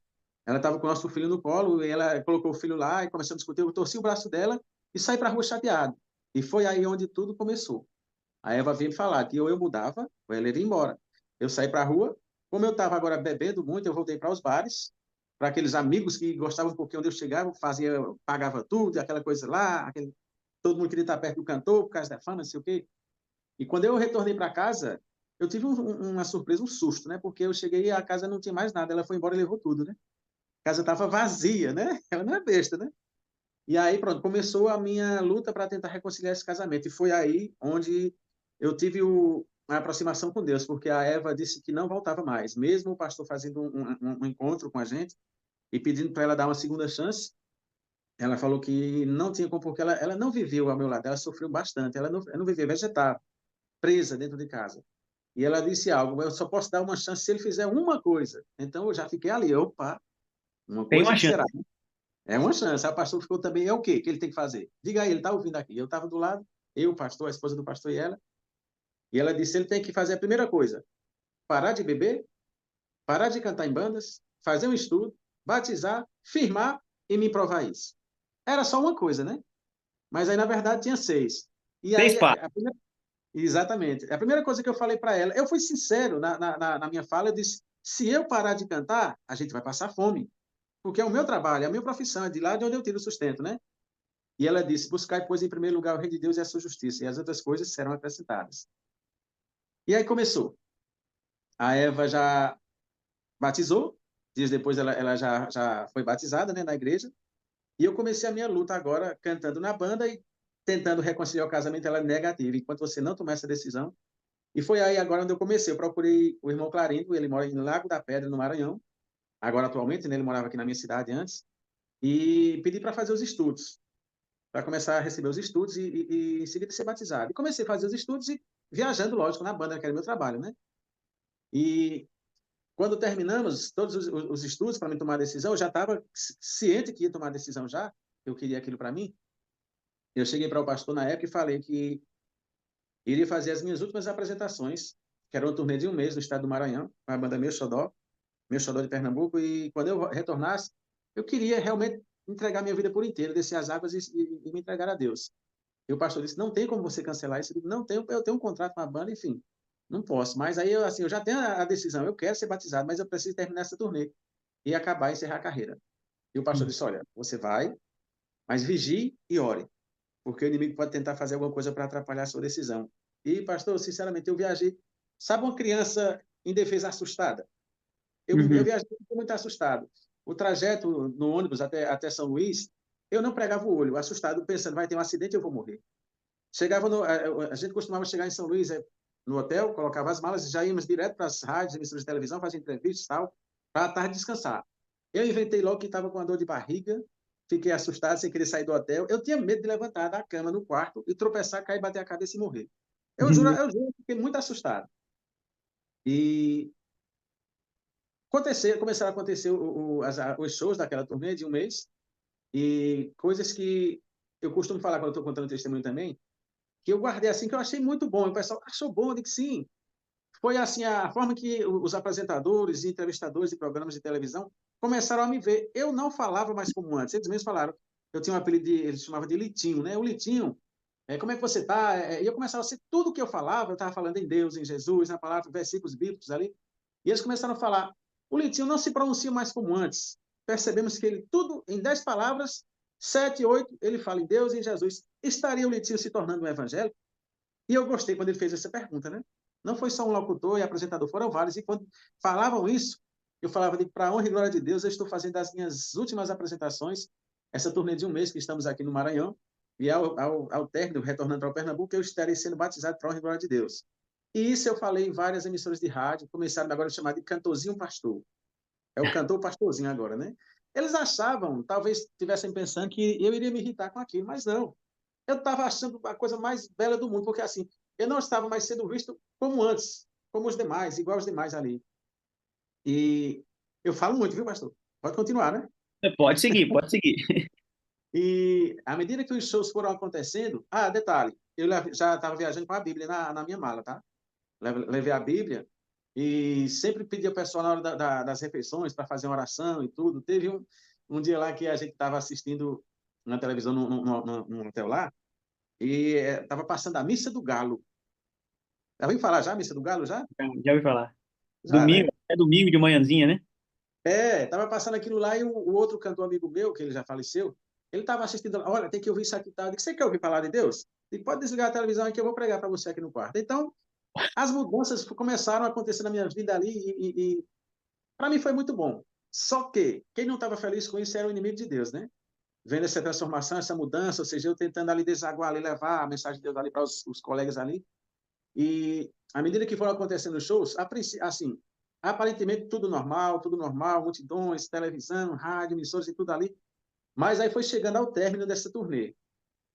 E eu costumo dizer que o maior evento que eu participei foi esse, nessa minha última turnê, que foi um evento lá em São Luís, chamado Maranhão Forró Fest, que é um evento que, segundo o Corpo de Bombeiros e o pessoal da Polícia Militar que estavam fazendo filmagens de cima, em emissora de televisão, tinham mais de 100 mil pessoas reunidas ali.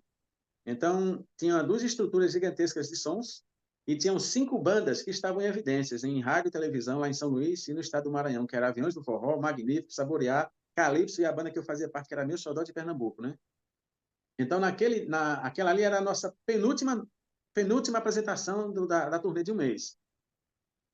E quando eu olhei aquela multidão de mais de 100 mil pessoas, toda a minha história de cantor, de crooner, de banda, foi o maior público que eu já cantei, foi aquilo ali, 100 mil pessoas. Antes, eu ficava feliz se tivesse 1.000 pessoas, a gente ficava super feliz, eita, que a casa está lotada e tal, mas eu não tinha o conhecimento de Deus.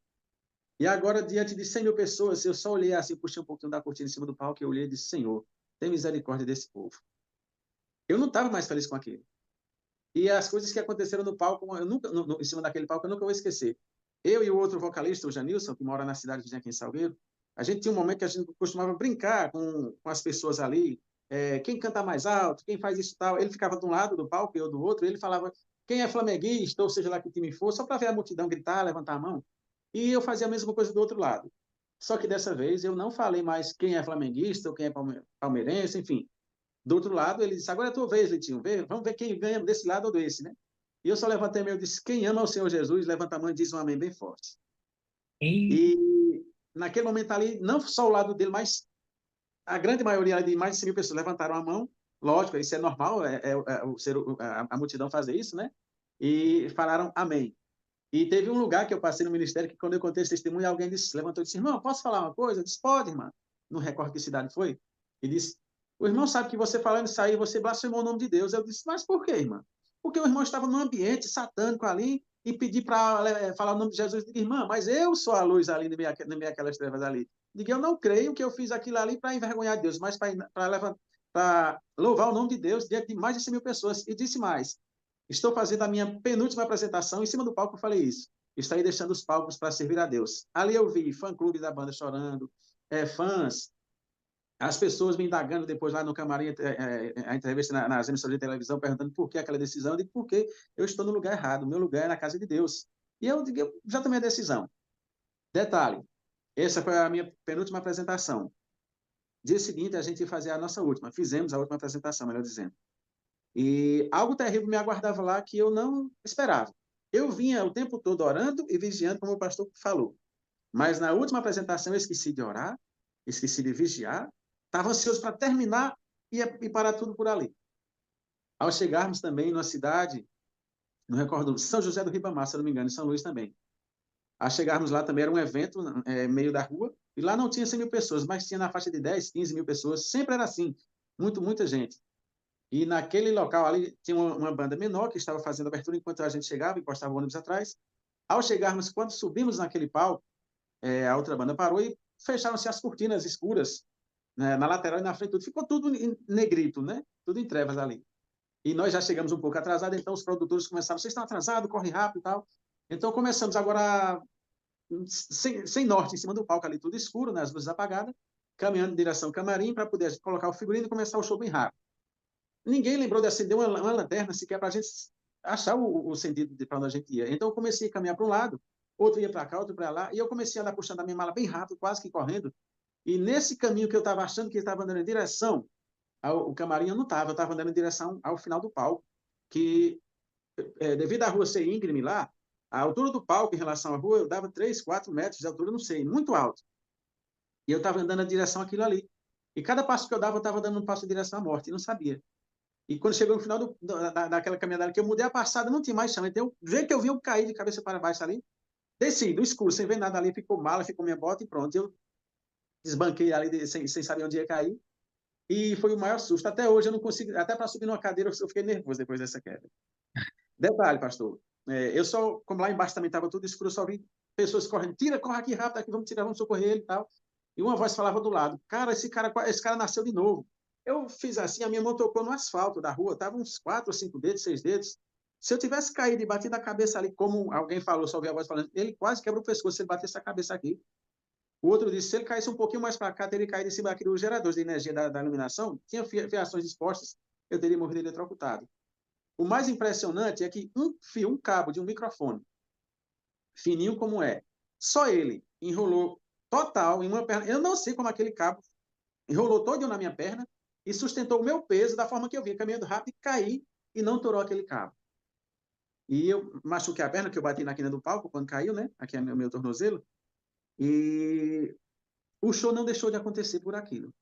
Com certeza o pessoal não ia cancelar o show por conta de uma queda de um cantor, sendo que a banda tinha 3, né? Uhum. Só que durante o show ali, eu cantando com a perna machucada, e sempre que eu parava de cantar aqui para o camarim, eu comecei a pensar no que havia acontecido ali. E eu constatei ali o livramento de Deus. Aquela queda daquele palco ali, eu costumo falar dessa forma quando eu estou contando testemunho ali. Satanás, ele me empurrou daquele palco. Ele ficou irado, porque um dia antes eu falei para mais de 100 mil pessoas que estaria me entregando inteiramente a Deus. E no dia seguinte era a última apresentação. Então ele pensou, eu vou ceifar a vida dele hoje, antes que ele se entregue a Deus. Eu tirei essa conclusão. Não foi um mero acidente, mas foi uma tentativa do inimigo de Deus de ceifar a minha vida. Mas os planos de Deus se concretizaram, porque aquele fiozinho fino que se enrolou não sei como, e hoje eu sei, lógico, né? Mas que se enrolou na minha perna ali e me sustentou ali, não foi apenas um fio, mas foi a mão de Deus que me sustentou e disse, esse você não leva, pois ele será um instrumento poderoso na minha casa. E eu louvei a Deus, fiquei ali triste por conta do susto, né? Muito abalado ali, mas eu agradeci muito a Deus ali pelo livramento. E ao término das apresentações, voltando para o Pernambuco, eu fui indagado, bombardeado pelos os colegas ali. Você está ficando louco? Você está vendo aí, você viu as fãs chorando, você ganha muito dinheiro, você vai deixar de estar com a fama, com sucesso, para ir para uma igreja, cantar para um bando de crentes, um bando de pastores, esse povo só quer ter o dinheiro. Eu digo, gente, eu não estou indo para a igreja cantar para bando de crentes, nem bando de pastores, como vocês estão falando. Eu estou indo para a igreja louvar a Deus, que é o Rei dos Reis e Senhor dos Senhores. Mas aí você vai ficar desempregado. Tu sempre trabalhou com isso. Vamos ver se Deus vai te dar uma cesta básica todo mês. E eu falei, nem só de pão viverá o homem, mas de toda palavra que procede da boca de Deus. Eu digo, olha, vê só, não adianta nenhum de vocês vir com essas setas, com essas conversas para meu lado, porque assim, eu fiz a minha escolha, eu sou de Jesus e ponto final. Comecei a doar minhas roupas do palco lá, o figurino, comecei a dar a calça para um, camisa para outro, jaqueta para outro. Digo, eu não preciso mais disso, eu não quero mais esse figurino de banda. E quando retornamos ao Pernambuco, foi anunciado o meu batismo, que foi, eu sou ruim de data, né? Como eu te falei, né? Se eu não me engano, foi em junho de 2001, para a honra e glória de Deus. A Igreja Central de Ouro estava repleta de irmãos, amigos e curiosos da banda que foram dizendo o quê? Só acredito vendo. Pela minha vida promíscua que eu tinha, ou seja, de aprontar, de estar sempre em coisas que não agradavam a Deus, então eles pensavam, tá vendo que ele não vai deixar isso aí nunca? Ele, isso é só uma fachada. Eu só tenho uma parte importante que foi o alcoolismo também, que Deus me tirou, né? Do alcoolismo, né? Quando eu tento resumir, às vezes atropelo algumas coisas, mas o alcoolismo também eram 8 anos e meio que eu estava bebendo muito, e minha mãe chorava bastante, minha mãe e meu pai, descansaram no Senhor, eram adventistas do 7º dia, e eles pediam muito a Deus para me tirar daquele mundo do alcoolismo, que também foi uma das coisas das metas que Eva disse, né? Parar de beber, cantar, fazer estudo, batizar, firmar. Então, a princípio, primeiramente eu parei de beber, né? Eu pedi a Deus forças ali, e um irmão de uma denominação muito grande no mundo, que é falecido também, era vizinho da minha mãe, ele disse uma coisa que eu sei que não foi ele, mas foi o inimigo de Deus através dele que disse. Eu falei, irmão, eu estou pedindo forças a Deus e Deus vai me tirar do alcoolismo e eu vou me batizar. Ele disse, Deus nunca vai lhe ouvir. Ele é um ancião há muitos anos naquela denominação, né? Não vou mencionar a denominação, lógico, né? E ele disse, irmão, Deus nunca vai lhe ouvir. Você é um cara pervertido, você abandonou sua família, você traiu sua esposa. Deus não quer saber de você. Por que você não se mata? Eu, da minha mãe, fui chorar no quarto, ajoelhei, mas continuei pedindo a Deus forças. E eu sei que a minha mãe estava orando, meu pai também, minha família toda orando por mim ali. Mas eu fiquei muito triste com aquele que eu pensei, de uma pessoa com tantos anos na igreja falar isso, então será que Deus não me quer mesmo? Será que eu sou tão ruim? Só que eu permaneci em oração a Deus. E foi onde aconteceu tudo isso, as viagens, o estudo, o batizei. E, aliás, cheguei na parte do batismo, né? A igreja estava repleta ali de curiosos também, que só acreditaram depois que eu desci as águas batismais. E até a apostila do concílio pastoral foi a foto, né? Ex-cantor de bandas de forró, louvado ao Senhor Jesus. Eu fui cantar em alguns concílios, o pastor me levou para fazer as agendas, né, para viajar com o ministério.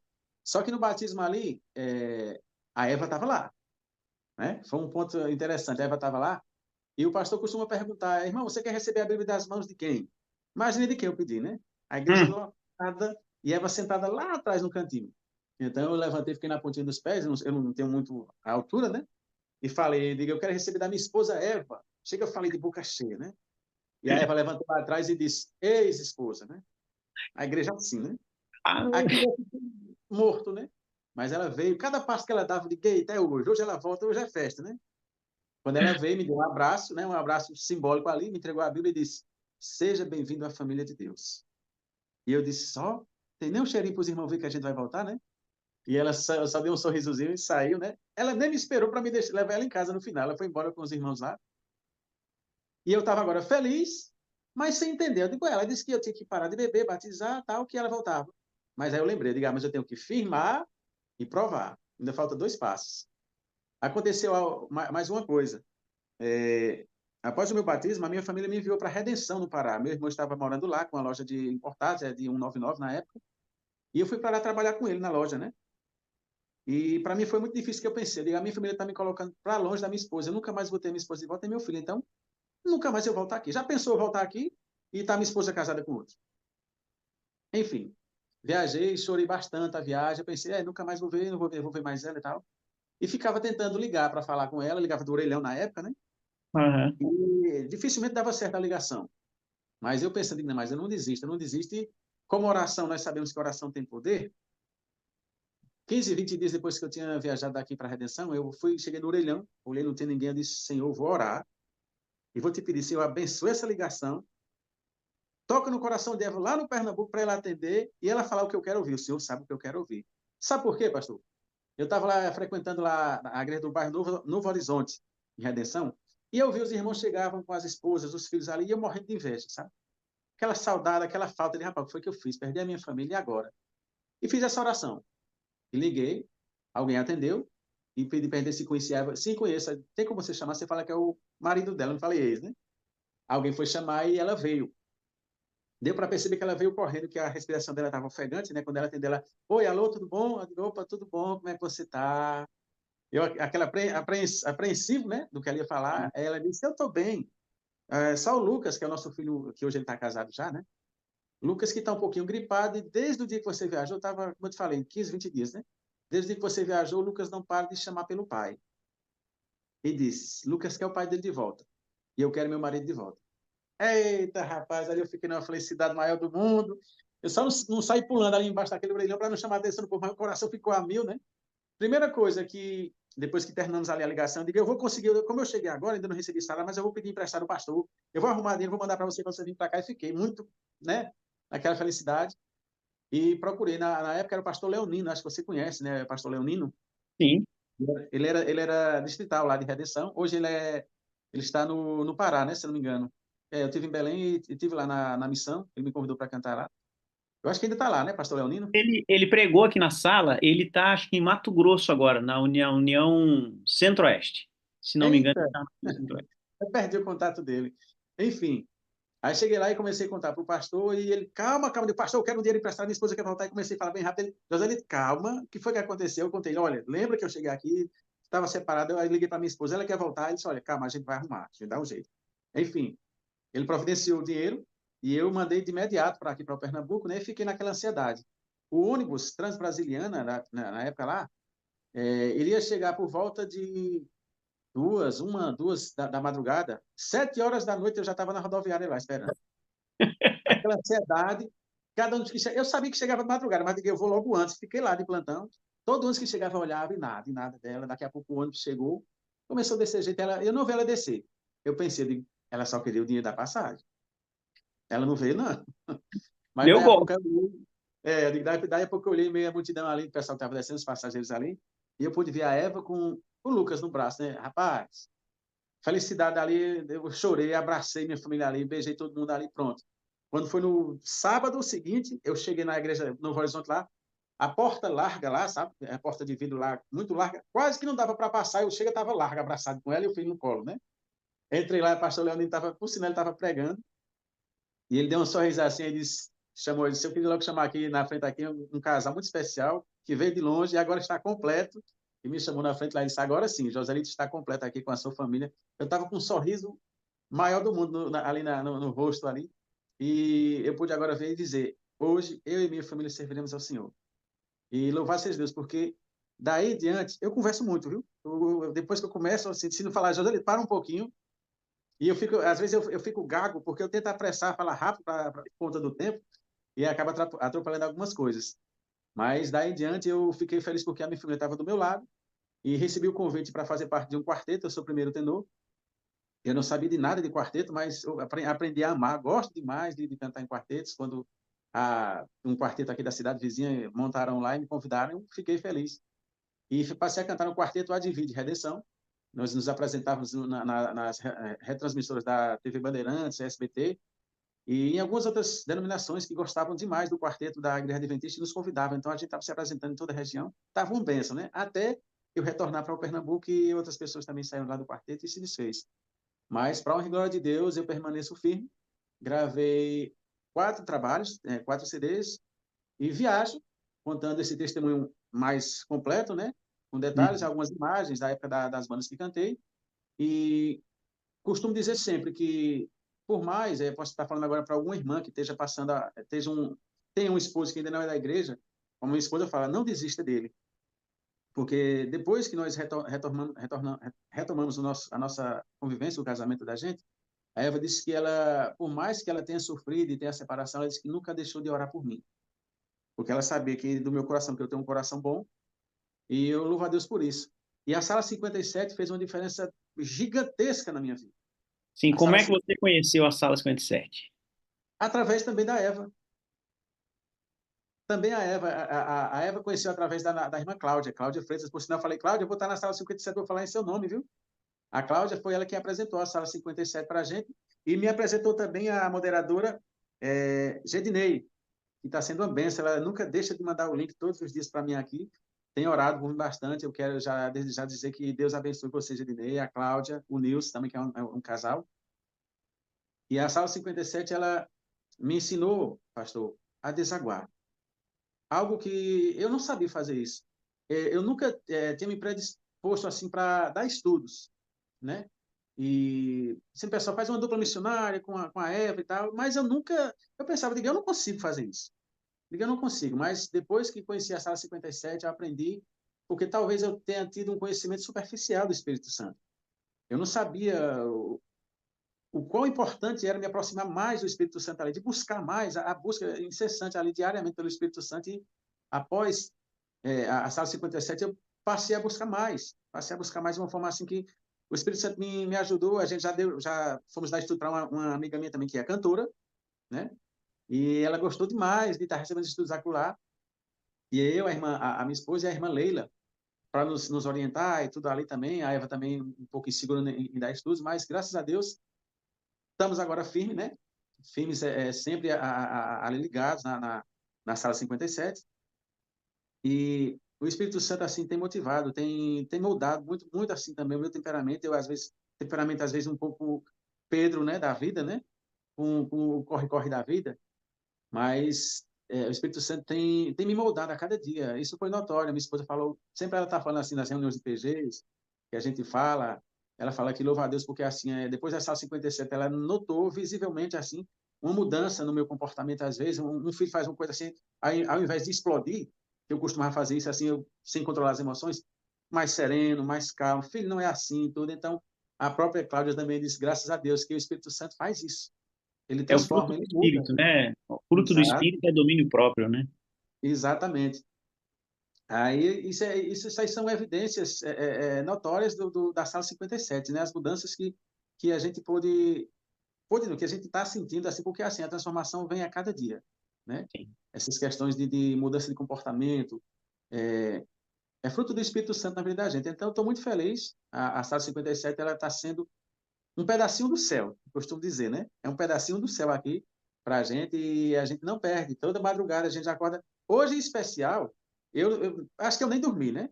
Ontem, quando eu recebi a ligação do pastor Wagner, abraço ao pastor, sei que ele está nos assistindo aí, eu estava esperando ansioso, só que não esperava que fosse ontem, né? Eu estava aqui mexendo no notebook da minha irmã, daqui a pouco aí a ligação do lado, uma pessoa ali de paletó, né? Todo bonitão, cabelo grisalho, eu olhei e não acredito. Aí larguei tudo aqui, opa, pastor! E eu achava que ele ia falar o seguinte: Joselito, olha, vamos marcar mês que vem, ou semana que vem. Ele disse: olha, amanhã, amanhã? Ah, tá, não tá bom, pastor. Assim, graças a Deus, né? Deus ele me deu discernimento e essa questão de saber lidar com câmeras, porque a gente já vem disso, né? De público, de conversar. Todavia, não deixa de dar aquele friozinho na espinhela, né? Porque assim, a gente não sabe o que é que vai acontecer, o que é que a gente tem que falar ali, como é que vai ser, se a gente tem um tempinho resumido, porque é uma coisa que acontece bastante às vezes. Tá vendo como eu sou conversador? Mas está tudo dentro do programado. Às vezes, quando eu estou nas minhas viagens pelo ministério, é, tem determinadas apresentações que o pessoal fala, Joselito, meu testemunho ele não é muito pequeno, porque são muitos anos assim, então eu entro lógico, eu não entro em tanto detalhes, mas tem uns pontos fundamentais que eu gosto de ressaltar. Por exemplo, eu não ressaltei aqui a minha tentativa de suicídio, que eu fui me jogar na frente de uma carreta, né? Também não falei isso aí. Na época do alcoolismo, quando eu estava tentando reconciliar, a Eva não, falava que não queria mais voltar. Então eu pensei, eu vou me matar, né? Só que esse pensamento não vem de mim, vem do inimigo de Deus. E eu enchi a cara de álcool na época e saí na BR aqui em direção à Petrolina, me distanciei da cidade, onde não tinha casa nem ninguém perto. Eu digo, eu vou tirar minha vida aqui. Primeiro carro que aparecer, vamos jogar na frente. Isso embriagado. E, para minha desagradável surpresa, o primeiro carro que apareceu foi uma Scania, né? Branca. De longe. Eu digo, é ela. Eu estava decidido ali. Ou seja, eu não, mas o inimigo estava tentando tirar minha vida. Percebe ó, a tentativa no palco, essa tentativa com a carreta, aquela Scania. Eu esperei aquela Scania se aproximar. Pastor, não tinha ninguém, nem casa próxima ali, não é BR deserta ali. E quando aquela carreta se aproximou, eu fechei os olhos e quando eu fiz assim para me jogar na frente dela, duas pessoas me seguraram, uma no braço e outra no outro, e me puxaram da pista, daquela BR. E uma coisa que eu não. Eu falo assim que eu nunca vou entender, hoje eu entendo, mas na época lá, como eu me distanciei da cidade para a BR longe, foi impressionante, porque aquelas pessoas me tiraram. Em fração de segundos, eu estava na porta da casa do meu pai. E eu olhei, aquelas pessoas, eu lembro que aquelas duas pessoas que eu não lembro, eu não via rosto, não lembro de ter olhado para ninguém, me levaram, me colocaram em frente ao portão da casa do meu pai. E quando eu olhei do lado do outro, não tinha ninguém. Parece uma história inventada, não parece? Mas Deus é a minha maior testemunha, né? E quando eu contei para o pastor, ele chorou na época e disse, irmão, o que você está me contando aqui, irmão, louvado seja Deus, porque Satanás levou você para longe, para ceifar a sua vida. E Deus colocou 2 anjos lá e trouxe você seguro para a sua casa. E eu Sim. não tinha parado para pensar por esse ângulo. E comecei a pensar e acreditar. Deus, ele tem um plano grandioso na minha vida, porque foram os planos de Deus, ou seja, os livramentos de Deus. Ele me tirou de lá, ele enviou anjos Sim. para me tirar de lá e me levar para casa. No palco, aquele fio não foi um fio, foi a mão de Deus, a própria mão de Deus que me sustentou ali. Só que quando eu cheguei em casa dessa tentativa lá com a Scania lá, eu entrei para dentro de casa, peguei uma faca e comecei a tentar cortar meu pulso. E a minha mãe viu, chamou meus irmãos, me amarraram. Falou, eu estava ficando louco. Eu estava desesperado. Ou a família voltava, ou fazia uma besteira, uma loucura ali. Mas, louvado e exaltado seja o nome de Deus, porque as tentativas do inimigo de ceifar a minha vida não aconteceram. Amém. Né? Eu fui batizado para a honra e glória de Deus, viajo bastante, e nessas minhas viagens pelo ministério, outros acontecimentos também, que era para mim não estar hoje aqui, mas se eu estou aqui é porque Deus tem me livrado. Eu dormi viajando, dirigindo, vindo de Arco Verde, e aquela coisa, o som começou a chegar, eu digo, não, dá tempo para eu chegar em Custódia, eu durmo lá no hotel para poder seguir viagem. E fui inventado e insisti viajando. E várias vezes eu me acordei o carro andando na total contramão. Eu dormindo, literalmente. E o carro, da pouco eu abri os olhos, o carro... Eu não sei quanto tempo eu estava andando com o carro. Ou seja, era Deus que estava segurando o carro ali, porque era para ele ter saído da pista. Sim. Em um determinado momento, eu senti o carro batendo ali no acostamento, no meio-fio ali. E eu acordei, puxei o carro todinho para cá. No que eu puxei o carro, passou caminhões e caminhões. Ou seja, era para me ter se chocado de frente várias vezes. E eu digo, olha, eu estou brincando demais. Eu também não devo estar fazendo essas loucuras, né? E a minha esposa, ela tem medo, assim, quando eu vou viajar, ela fala, não é bom você viajar só. Leva, chama um irmão, chama seu irmão com você para você vir dormir, ele vem dirigindo. Ou melhor, nem vem. Se é para viajar à noite, dorme para viajar pela manhã. Porque, graças a Deus, eu vivo do ministério da música, né? Algumas pessoas falam, você vive de que hoje? Eu digo, eu vivo do ministério da música. Né? Hoje a gente não viaja mais com materiais, com CDs, como a gente viajava, fazia aquela questão de cotas de CDs, a gente viaja hoje através de ofertas, né? As pessoas nos ofertam algum valor para a gente poder estar viajando e trazendo o mantimento para dentro de casa, para a nossa família. E também tem um home studio em casa, eu trabalho gravando para jingles comerciais, para lojas.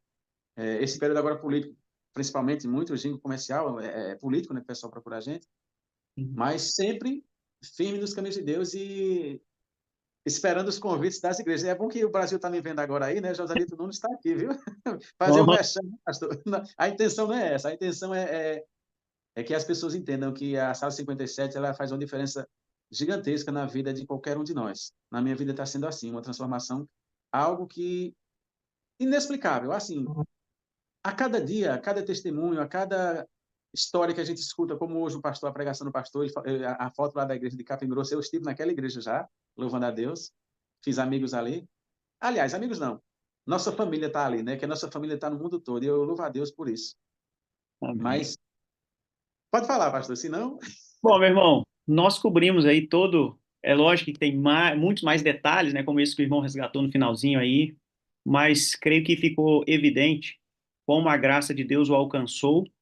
Sim. E como esse relacionamento com o Espírito Santo tem feito a diferença. Lógico que é o Espírito Santo, lá desde o início, né? Através Sim. de Eva, né? Ó, precisa fazer isso, colocando esse. Deus usa tudo, né, irmão Joselito, para nos alcançar. E ele usou esse amor que você tinha aí pela Eva para alcançar o seu coração e fica evidente, né, isso que você mencionou, essa mudança de temperamento, era como Pedro, né, explosivo, mas hoje um homem sob domínio do Espírito Santo, né, envolvido no cumprimento da missão, e louvado seja Deus, né, pelo que nós temos vivido aqui na sala, um pedacinho do céu, do céu. Enquanto o céu não chega na plenitude, a gente tem um pedacinho dele. Hoje eu continuo sendo membro da Central daqui, sou diretor associado de música, né, na Central aqui, e estamos aqui, firmes e fortes aqui, sempre levando a mensagem e louvando a Deus. Meu irmão, louvado seja Deus por isso, muito obrigado aí pelo lindo testemunho, tá? Eu que agradeço. Deus vai continuar fazendo a obra, tá, na vida do irmão, e muito mais pessoas vão ser alcançadas para o reino de Deus, graças à obra que Deus tem feito através do irmão Joselito Nunes. Amém, louvado seja Deus. Nós vamos fazer a oração final aqui, antes de orar. Eu estou vendo aqui o pastor Moreira, e como o pessoal tem costumado dizer hoje, né, pastor Moreira tem lugar de fala nessa história, né, porque ele veio do mundo do forró também, né, o forrozeiro crente, como ele dizia.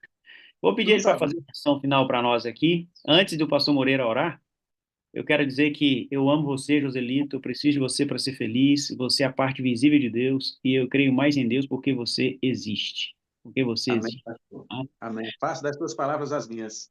Amém. Louvado seja Deus. Hoje nós não vamos ter o Bom Dia com Alegria em respeito à memória do nosso irmão Carlos Buch, né? Então, logo que o pastor Moreira orar, nós vamos encerrar. Agora, antes de encerrar, Joseli, tem uma jovem aqui que eu estou vendo bem na minha frente. No nome dela não está aparecendo, ela está logada como Samsung SM. Deixa eu adicionar o destaque dela aqui. Essa jovem aí, né? Eu vejo ela, cara, você falou da igreja de Capim Grosso? Capim Grosso, aí ela sorriu, não sei se é lá da igreja de Capim Grosso, ô, moça. Alagoas, Maceió. Ah, você é de Alagoas, Maceió, mas eu vi que ela tava, como é que se chama? Stefânia. Defânia. Stefânia. Stefânia. STE. Estefânia. Muito bem, Estefânia. Eu vi você aí animada com o testemunho do Joselito, você já conhecia ele? Não, é a primeira vez e nas mansões celestiais, né? Amém. Amém. Amém. Tem tempo que você está aqui na sala, ô, Estefânia? Bom, entrei a primeira vez que eu conheci foi em 2020, na pandemia. Depois eu parei e só retornei, né, esse ano, alguns meses atrás. E aí comecei a presenciar também testemunho, né, de outras pessoas e sentia também a necessidade de voltar a me alimentar espiritualmente, né, que tinha parado também de me alimentar e passou também algum tempo, também esse mês completou 4 anos que o meu avô faleceu. Também esses dias faleceu uma conhecida, né, filha de um irmão nosso na fé. E eu entendo que realmente, às vezes, a vida confortável aqui, né, muitas das vezes nos tira o foco do céu.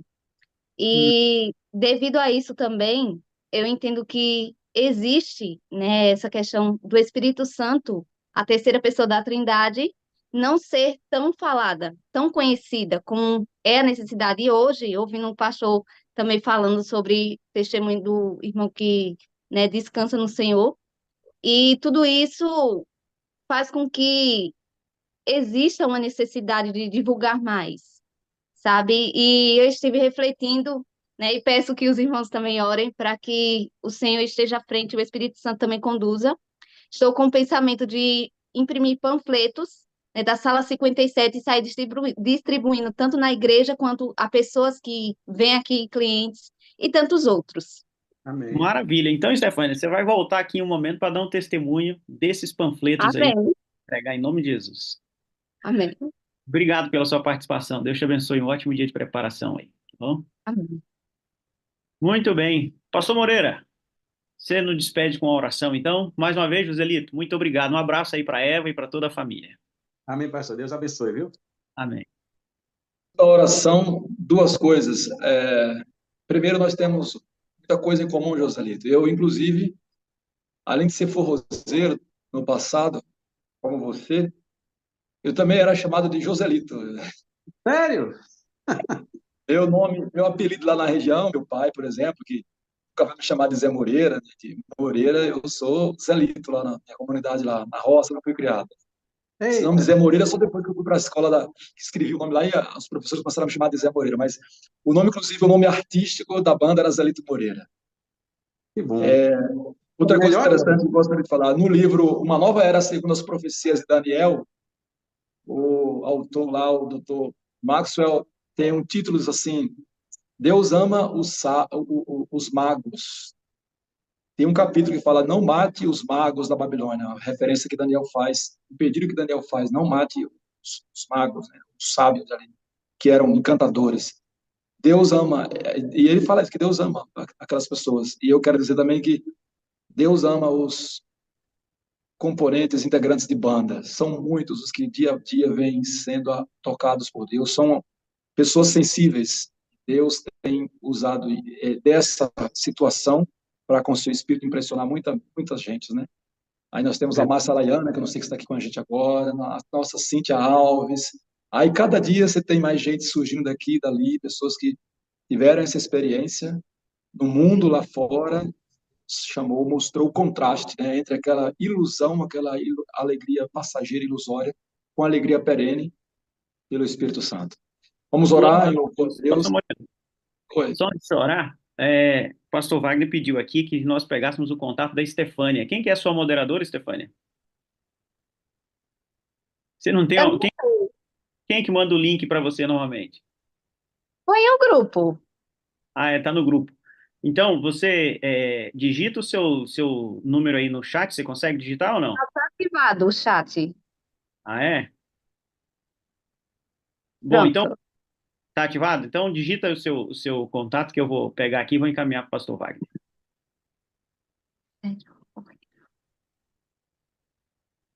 Enquanto ela digita, obrigado a todos, obrigado, pastor Wagner, pelo convite, obrigado aos irmãos.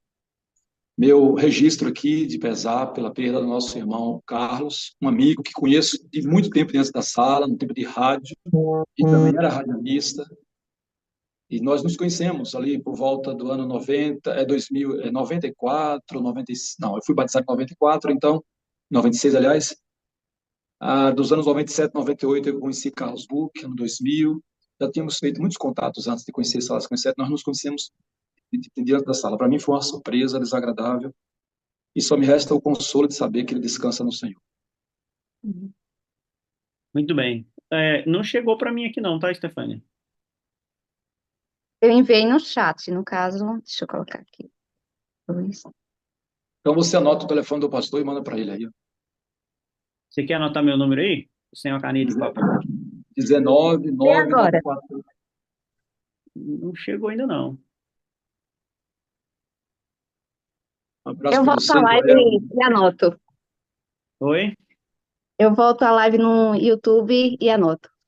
Tá, se você não se importar e quiser falar, eu já anoto aqui direto no meu telefone. 9416. Qual o DDD? 82. 82 9416 8708. 708. Muito bem. Tá anotado, Estefânia. Obrigado, tá? Pastor Moreira. Bendito seja o Senhor, Deus Todo-Poderoso, Criador e mantenedor do universo. Damos graças ao Senhor porque o Senhor é bom e as tuas misericórdias duram para sempre e se renovam a cada manhã. Damos graças a ti porque o Senhor nos amou de tal forma que nos deu Jesus. E hoje, mesmo em face da dor, da morte, das aflições desta vida, não desanimamos, porque estamos certos que o Senhor está em nós e conosco, e haverá de conduzir-nos até o fim dessa jornada no deserto de sofrimento e nos fará chegar ao porto seguro e com um grande exército, vivo e também vivificante, onde nossa influência é capaz de transformar corações e exalar o bom perfume de Cristo. Agradecidos pelas bênçãos dessa manhã, rogamos o consolo do Teu Espírito, vez mais sobre todos nós, e de uma forma especial sobre a família do nosso irmão Carlos. Obrigado pela obra que o Senhor fez na vida dele, da família dele, porque ele pôde conhecer a vida antes de experimentar a morte. E sabemos que pela Tua graça e pelo Teu eterno e ilimitado poder, em breve ele ressurgirá com um corpo imortal e incorruptível.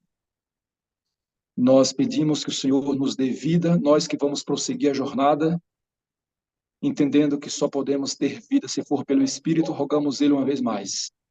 Nos encha, se aposse de nós e nos faça andar no Espírito. Conduz-nos, ó Senhor, para teus propósitos, para os teus ideais. Usa-nos hoje em teu serviço e opera para que, pela nossa vida, muitas outras pessoas possam conhecer o Senhor e serem salvos. Obrigado por mais esse resgate, teu irmão Joselito Nunes, por essa história, pelos livramentos, pelo teu chamado insistente e persistente do Espírito e pela tua obra de misericórdia com ele. Bendito seja o Senhor. Louvamos o seu nome. O Senhor nos proporciona um dia de preparação, de crescimento em Cristo, de otimização do tempo e, de fato, um preparo no coração para adentrarmos no sábado, o nosso coração santificado pela tua palavra e pela verdade trazida pelo Espírito. guarde-nos do mal, nos traz de volta no próximo domingo para estarmos juntos e nos use e nos abençoe neste sábado. Nós te rogamos pelo nome de Jesus, em Cristo Jesus. Amém. Amém. Obrigado, pastor Moreira. Irmão Joselito, um abraço a todos os irmãos da Sala 57. Estefânia, Deus abençoe e até o próximo domingo, com a permissão de Deus, e desde já um feliz sábado para você.